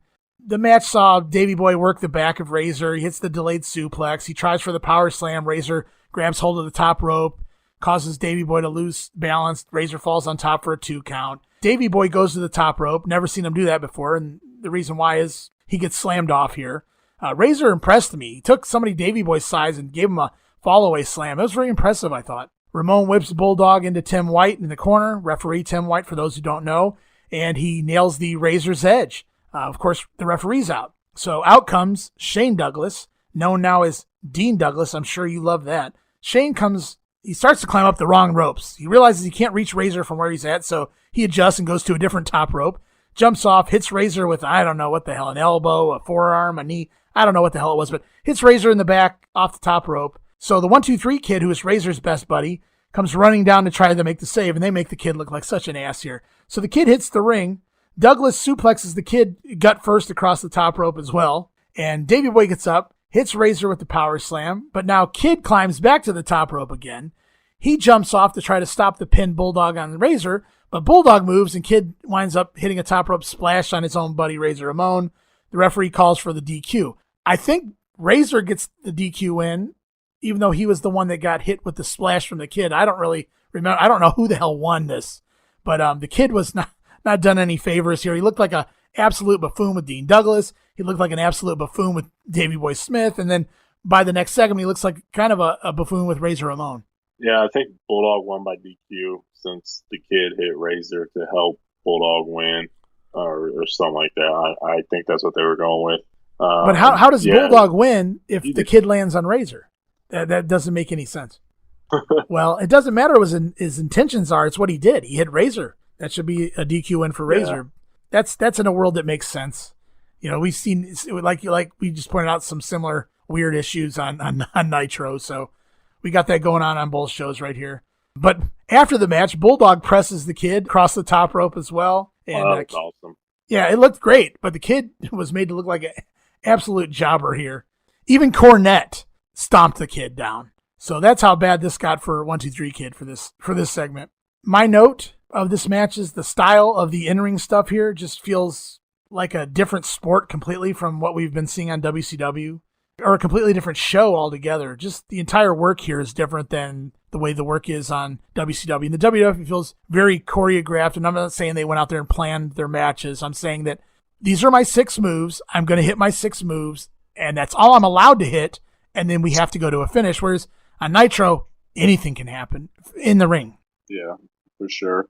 WWF had their style, and they saved their big matches for the pay-per-views and whatever was left of their house show business at this point. Yeah, it's two completely different worlds, two completely different wrestling companies, and it's pretty cool to watch them. To be honest with you, just to see the difference night and day like this. How did you feel about heel British Bulldog? Oh man, I'm a huge British Bulldog fan. I liked him ever since I was a kid, and it's never really gone away. I think I've grown to appreciate heel Bulldog more than what I did when it first happened. To me, like when this first happened, I was like, man, come on, why'd you do this? And it never really worked for me. I never really believed him as a main eventer. And when he cut his hair, I think that took a lot of his personality away from him. Now, nothing's worse than like 1999 Bulldog with the pants and high socks looking ridiculous. But I'm starting to more and more enjoy this run of the Bulldog. But initially, I didn't really care for it. Yeah, I was when he turned heel. It was probably one of the least expected heel turn, and it was abrupt too. But it was one of the least expected in the fact that he just didn't come off as a heel to me. He was perfectly fine as a heel, but he was never one of those heels that you hated. He never did anything dastardly, or he never cut a great heel promo to make you hate him or to make you like him as a heel. He was just kind of there, and he was on the bad guy's side, is the way he looked, and so that's why he just kind of fit in with the unit, with Camp Cornette or whatever. It never did anything for me. I didn't like him as a heel. I didn't buy him as a heel. It was very bland, and the matches that he had, they seemed to regress. It seemed like it was during this period where he started getting worse and worse in the ring, unless he was working Shawn or Brett or somebody who could bring out the best in him. He wasn't going to go out there and have good matches anymore without working with a great opponent, because his matches became pretty bad, pretty damn standard fast. Heel matches. Yeah, pretty. Matches. The minute he realized he didn't have to do much in the ring, he didn't do much in the ring, unless he was forced to. Because look at these upcoming matches on pay-per-view with Bigelow, and then the worst of all with Diesel. That atrocious, awful match. Even Cornette says probably the worst, match, he ever managed or whatever. It's pretty bad, pretty fast. None of that. He didn't really change up his style to match a heel. Like you said, he did that flip out of the arm bar and then the big gorilla press. Like seeing those feats of strength is something you want to see from a good guy to get the pop. And he never changed from that. And they seem to eliminate even some of those spots as he developed as a heel. They seem to take away some of those babyface spots from him, that press slam and the flip spot. It was like, okay, you can't do any of your face spots anymore, but you don't have any heel spots. So where are you? He didn't reinvent himself. So it was very bland. His entire heel run was very, very bland, save for a few matches with Shawn or Brett. I can't tell you another person he had a good match with after that. I can't think of one. This makes you wonder if he didn't want to do it, because a lot of times if you get switched up, you're gonna put in the time and effort. All right, I'm a bad guy now. I got to change my moveset. I'm gonna buy into this. I'm gonna sell like $1 million, and I'm gonna get myself over. And it seems like his interest completely went downhill at this point. So this makes me wonder if he didn't really want to make this switch. So after the match, Bulldog's gone. We go to commercial. We come back. It's promo time. Vince McMahon in the ring with Razor Ramon and the 1-2-3 Kid. I guess they've been having their issues lately. Vince says that the 1-2-3 Kid cost Razor the match today, and the Kid kind of gets upset with Vince's comments. He says Razor cost him a match last week, which I thought was funny because Raw didn't air last week. But he says Razor cost him a match last week on Raw, which without going back, I'm assuming the way it sounded like maybe it was against Dean Douglas, or I'm not really sure, but he's blaming Razor for costing him a match last week on Raw, and he's sick of being treated like a kid, and he says he wants Razor's respect, and therefore he challenges Razor Ramon to a match next week on Raw. He says he beat Razor once. He'll beat him again next week, and he'll get his respect from Razor after all. He's not a kid anymore. He doesn't need Razor's help, and the Kid leaves the ring. And Razor basically says, if you want it, you got it, and the match is made for next week. So pretty cool. I mean, they made that match before Nitro debuted, so they may not have known what was going to air on Nitro, but at least they're booking some decent matches at the start of this. I don't know if it's a coincidence or if Vince did this on purpose, but Razor and the Kid next week on Raw. I thought the Kid just sounded like a little bitch in this promo or this interview. He didn't sound confident at all. It just carried over from what he went through during the match. Mistake after mistake, and then he stuttered on his words. He said Raw last week when there was no Raw. And another point that I hated about this was Lawler.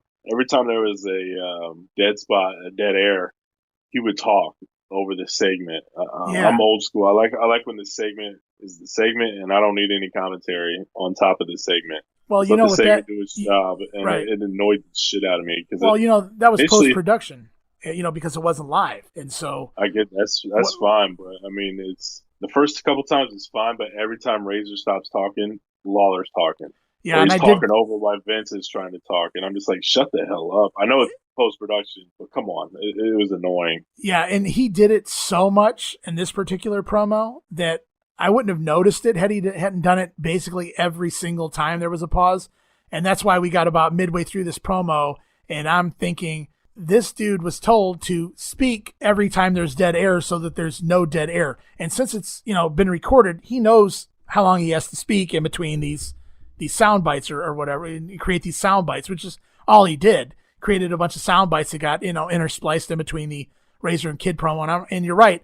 I don't mind somebody saying a couple things, like Vince would comment like certain things people said or what was happening on a Brother Love show or something. That's fine.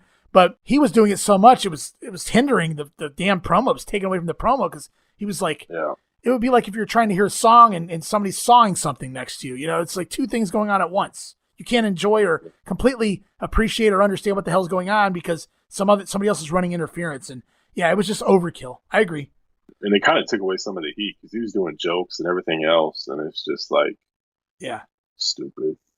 So now we have our typical Raw squashes. We have a couple of those. We get the Smoking Guns over the Brooklyn Brawler and Rad Radford, Louis Spicoli. Match goes about 2 minutes, 45 seconds. They hit the Sidewinder on Brawler to take it home. Heels got a little bit of heat here. Wasn't much of anything. My only other note in this entire match was during the Smoking Guns entrance, Billy Gunn comes right up to the camera, and it brought back bad memories from my youth here. It gave me Billy Gunn's mustache used to give me nightmares. Like it creeped me the hell out. It looked like it just didn't belong there. And it's like some people are afraid of clowns, and I think I was afraid of Billy Gunn's mustache. So I was so grateful when he got rid of that thing. It's just it brought back memories, bad memories of, being a teenager. I hear you, man. So we get a vignette here of Goldust, and here he's standing in Hollywood Hills. He has a sparkling golden top hat on. Great look here. He's a long ways from being the Natural. And just a quick fun story about the Goldust character. It's how I found out about the Observer. I used to go to an indie show. They ran here once a month. And we would stand in line for like an hour before they let people in, because if anybody's ever been to an indie show, they never open the doors on time. They never start on time. Let's say the show was supposed to start at 6. It probably didn't start till 6:30, sometimes 7, depending on what the hell was going on. So the doors open later too. So you're kind of stuck out there standing in line for an hour sometimes, but young fan, just love the business, just to be there.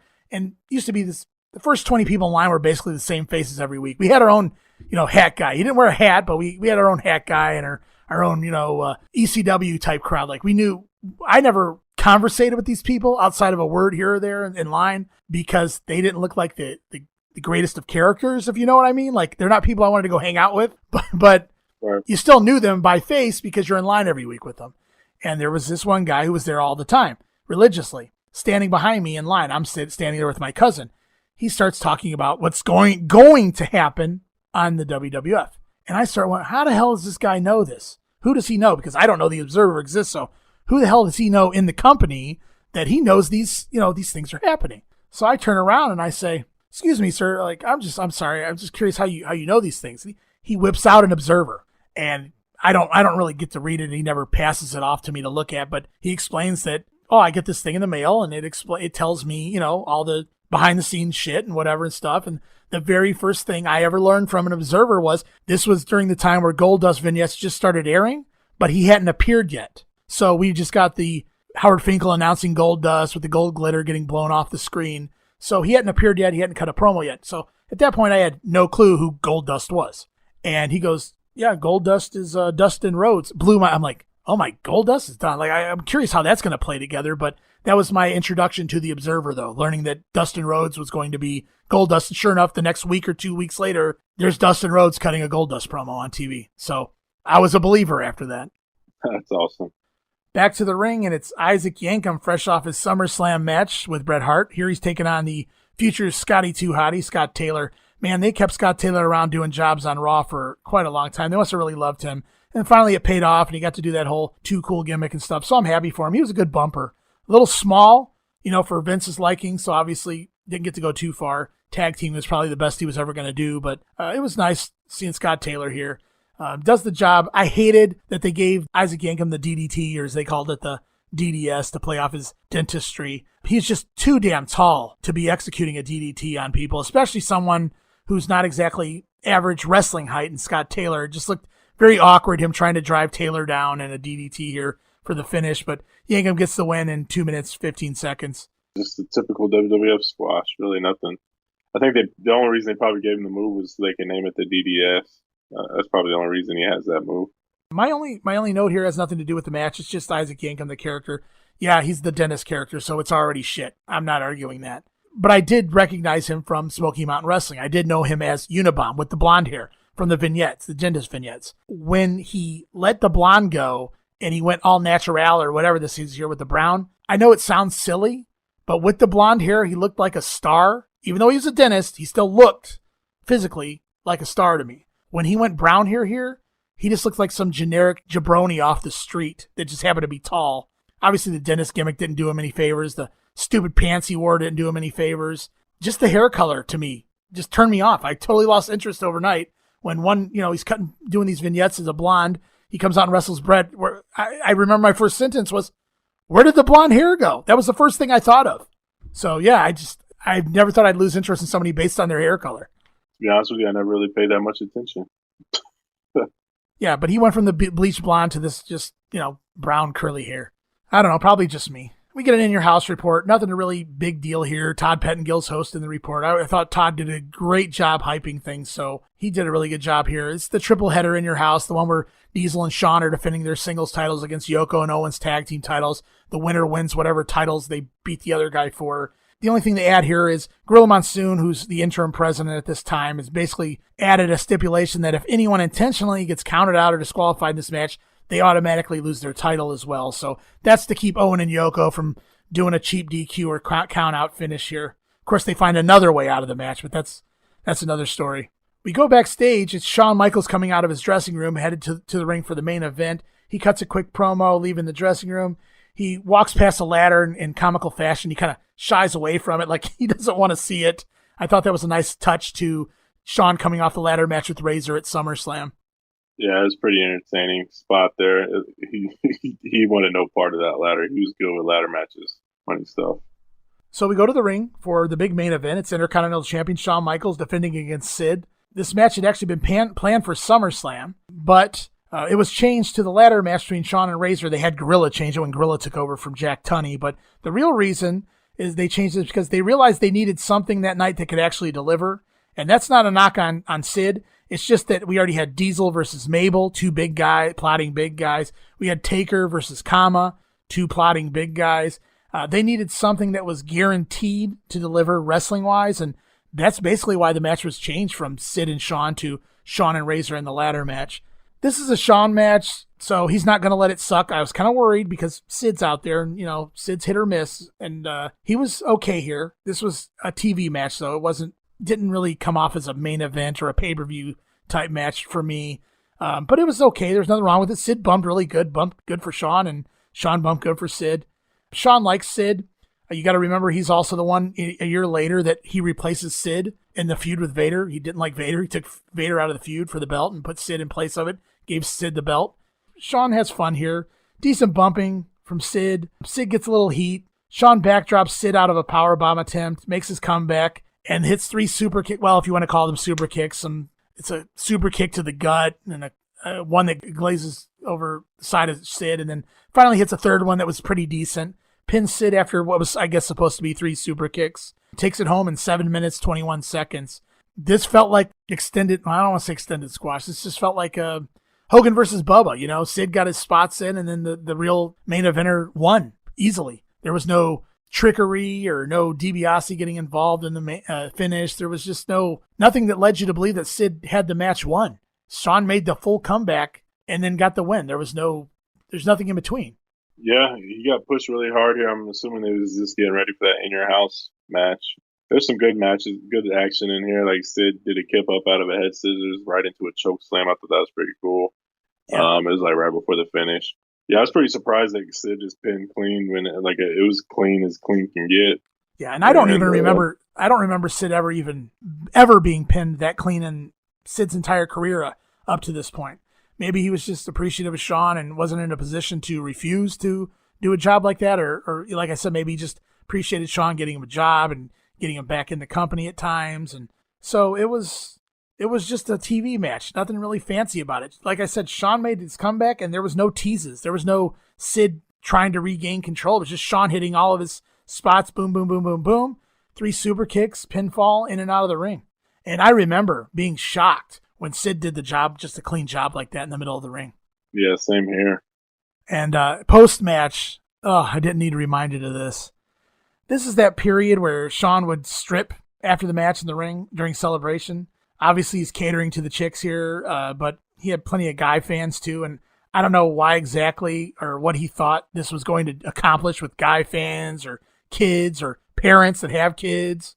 It was kind of uncomfortable for me when he used to do it. And especially if like one of my grandparents walked in the room or something, it was extremely uncomfortable. Like, they're like, what are you, they didn't say this, but I felt like they're like, what are you watching? And, but even watching this yesterday, this is very uncomfortable. And I really hated when he would pull it down past his pubic region. I could have done without this period. Yeah, me too. It's pretty disgusting and a waste of time. And what's even more disturbing is the way Vince McMahon sold it. Like, he was getting into it. And Vince always has this weird, like, I don't know of a word to describe it, but I don't think there's any wrestler during Vince's commentary days that he hyped up more than he did Shawn Michaels. Yeah, he had a man crush on Michaels the size of Mount Everest, man. It didn't matter what Shawn did in that ring. Vince was salivating over it. Every entrance, he's like, just listen to a pay-per-view, and like, Vince doesn't get popped for anybody, and all of a sudden Shawn Michaels hits, and it's like night and day how he treats Shawn compared to others, and it's pretty disgusting, and it's weird, especially when he's promoting this striptease shit. Yeah, and it's so funny you always hear that nobody ever talked to Vince the way Shawn Michaels did. Of course, later on after this, but nobody spoke to Vince the way Shawn would tell him to F off and kiss his effing ass and F you and all these things. And I'm sure Hogan might have said a few things here and there, but it was probably more of business heat than, Shawn's rage issues he had later on, which I'm sure were, really hard to deal with. But it's funny that Vince did deal with it like that, I guess, because he needed Shawn at that point, especially, but it couldn't be because he was his biggest draw ever, because that's just not a fact. Even though he's probably his best worker, wrestling-wise, ever, he definitely wasn't drawing whatever Hogan drew, or probably even what Savage drew. So I never understood how he got away with as much as he got away with, other than, just he needed to keep him away from the competition. So post-match, we get a promo with Doc Hendricks, and he talks to Diesel and Shawn Michaels about the triple header match at In Your House. Shawn says he's righting all his wrongs. He made friends with Diesel again. He's got the Intercontinental title belt back. He avenged his WrestleMania 10 loss to Razor Ramon. Diesel says they're not just two dudes with attitudes. Now they're two chaps with all the straps. Lame. Yeah. He had that little smirk on his face like, I just coined this phrase. So we learn next week on Raw, it's Men on a Mission taking on Yokozuna and Owen Hart for the tag team titles. Both teams are heels, which we just went from seeing Hogan and Luger here, babyface versus babyface on Nitro, and now next week we're getting heels in the WWF. So very different times. This did not happen in either promotion very often at all.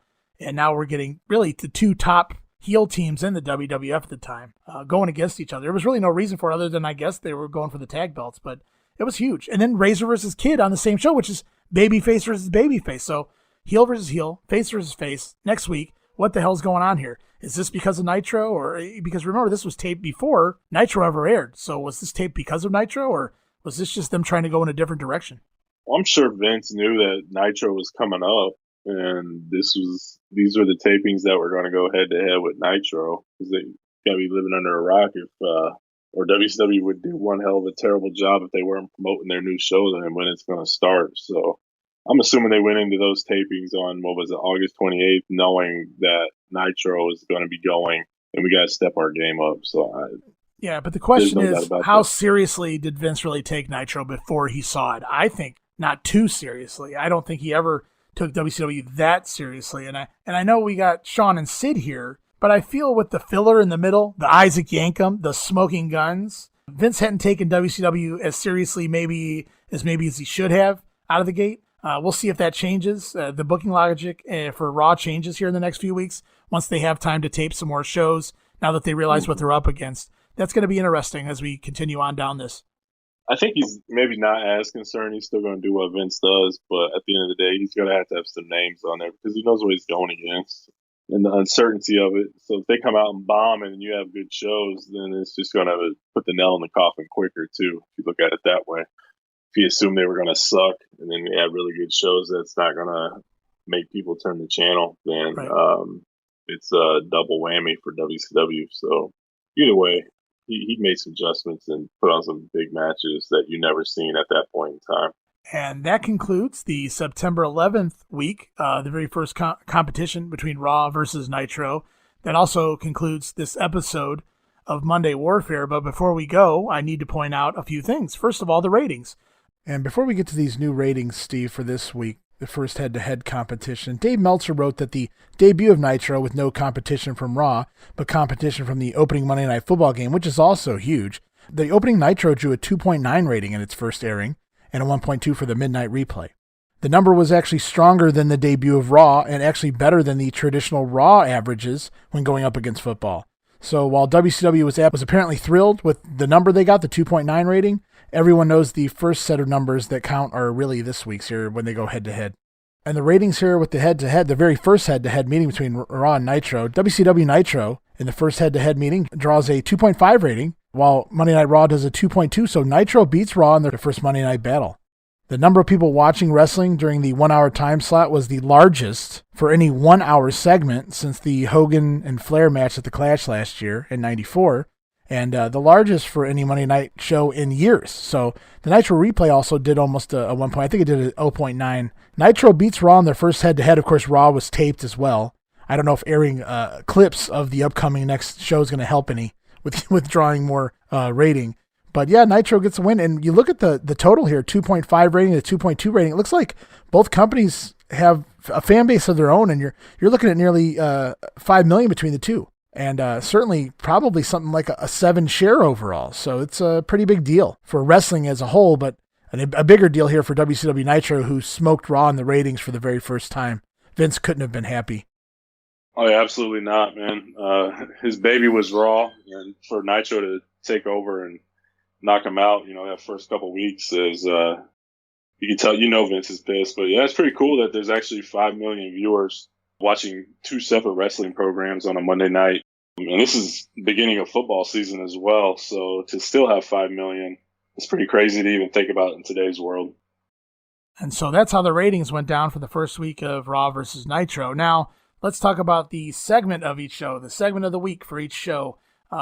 Steve, what are your segment of the week for each show? For Nitro, I think I'm going to have to go with, I want to go with Hogan and Luger, but I'm going to have to go with Sabu, even though the DQ switch kind of pissed me off. Sabu is just different than everything on any show. So I had to give him props. I'll go with Sabu for the segment of the show. And for Raw? Man, Raw was boring compared to the Nitros. Yeah. I'm gonna go with Razor and Bulldog. I like the whole Razor and British Bulldog match, and then the aftermath with Kid and Douglas and all those guys. I thought it was a good way to advance the feud and set up a match for the following week. So I'll go Razor and Bulldog and the Kid. I think for me, Nitro-wise, I know for me, back then, the Sabu segment was absolutely by far the best segment of the night for me. It was just huge. Sabu debuted in WCW, and he did everything he's supposed to do. So major deal to me. I think looking back, I feel obligated to say Hogan and Luger. It's foolish not to say that. I mean, Luger just come in. Everything tells you that should be the match, but I'm only going to pick Sabu. I was leaning. I have them both on my list here, and I wasn't sure which way I was going to lean. And I think I'm only leaning towards Sabu because it was a bigger impact for me at that time, and even looking back, did more for the show, for me, my type of fandom, than the Hogan and Luger match, only because the Hogan and Luger match there was no finish, and they did very little to get to where they were going. It was all for a run-in, all to set up an angle for War Games. So it had it been a real match, I don't think I could argue, even if Sabu's match was 20 times better, I couldn't argue how more impactful Hogan and Luger would be.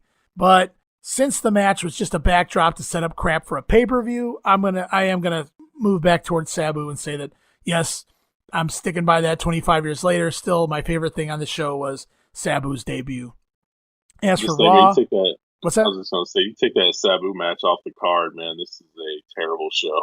That is true. Yeah, it just feels like the typical WCW. Gone. Yeah. The excitement would be gone from this show. Yeah, it's all one thing. It's the Sting, Hogan, Savage, Luger show again. So yeah, those Liger versus Pillman, Sabu, those cruiserweights and those TV title technical wrestler type guys, and the later the luchadors, those things are what set Nitro really apart from Raw. And I enjoyed those segments usually the most. But as for Raw, my two here I was debating between were Shawn and Sid. Now because, again, it was not a good match. It was okay for TV, but it was by no means a good match, even by Shawn Michaels standards. And then the Razor and Kid promo. Didn't really care for the Razor Bulldog match. Really cool to see them go at it. I felt like those were two different segments completely, so I didn't want to lump them in together anyway. I liked the Razor and Kid promo, but I think I still have to lean towards Shawn and Sid. They put on a match. We got a finish. The title was on the line. It told the story. There was a backdrop and a reason for the match. So Sid had put Shawn out. I have to go with that, even though it wasn't even good, it sucks. Raw sucked. I mean, in a nutshell, overall, it sucked. And so, but you have to pick something. So I have to go with the least crappiest piece of crap on the show, and that was the Shawn versus Sid match, Only because the Razor and Kid promo, it was short, and I liked the idea of it, but there wasn't a whole lot to it. So, yeah, definitely Shawn and Sid. So I'm going to go Sabu for Nitro, Shawn and Sid for Raw. And then overall, I don't think I really have to ask you, but who won this week for you? I'll be damned the ratings. Who did you pick to win, Nitro or Raw? Nitro was a more entertaining show. Live is always going to be better than taped, so they had the upper hand as far as that goes. Even if it was taped, I'd prefer the Nitro show. Yeah, Sabu made the show kick off exciting. You close with Hogan and Luger. It doesn't get much bigger than that in any company. Not that Shawn and Sid was, name-wise was much lower on the totem pole, but in Nitro's overall production just looked brighter and livelier and just better. I think that was like the first time that WCW had a better production than Vince McMahon. But, yeah, and I think one thing that was cool too, like on the apron, the banner, they put like Nitro on like a clear see-through thing, and they had lights going under the ring to make the ring kind of look pop. I don't think they did that very long, but I thought that looked really cool, where you can kind of see under the ring and they had lights going. This made it feel like a Miami nightclub type deal. I know Bischoff was really into that sort of stuff. It just looked different, and like you said, man, the production was off the charts compared to WWF. WWF looked like it was stuck in the 80s. Yeah. Which I never thought I'd say about them compared to WCW. So your winner here, at least according to us, is Monday Nitro for the week of September 11th. And want to thank everybody for joining us for our inaugural Monday Warfare podcast. And we'll be back very soon with another episode where we'll tackle 2 more weeks of Raw, 2 more weeks of Nitro. And that seems to be, for the most part, what we're going to stick with, at least for now. So, I just want to thank you, Steve, once again. I know we got a lot of things going on here with the grenade and other plans going on inside the WrestleCopia brand. But, yeah, just thanks again for joining me, man, and being a part of this Nitro and Raw podcast as well. Yeah, man, you like to keep me up late, but I enjoy it. I love doing this. I love rewatching these things, just telling stories and getting them out there. It's a blast. So I thank you for having me. Absolutely. And guys, go on and check out our Patreon too, patreon.com/WrestleCopia, because we got a lot of great Power Hours. Power Hours is another podcast that we do where it's unfiltered. We speak our minds. We say what we want. There's no editing. A lot of different topics. We talk about everything from recent pay-per-view reviews to things Dave Meltzer said that we don't necessarily agree with, and we kind of pick apart and analyze and share our opinions and thoughts. But yeah, it's just fun stuff. So go become a Patreon member. Go subscribe to our Patreon account, and you'll get cool things like our Patreon-only exclusive podcast, The Power Hour. But yeah, Steve, like I said, thank you for being here. I want to thank everybody, all our listeners that have already been following us over from the Grenade, and our new listeners who love the 90s and love the Raw vs. Nitro Monday Night War era. We'll continue to do this, hopefully on the weekly. So stay tuned for more of Monday Warfare, The Battles Within.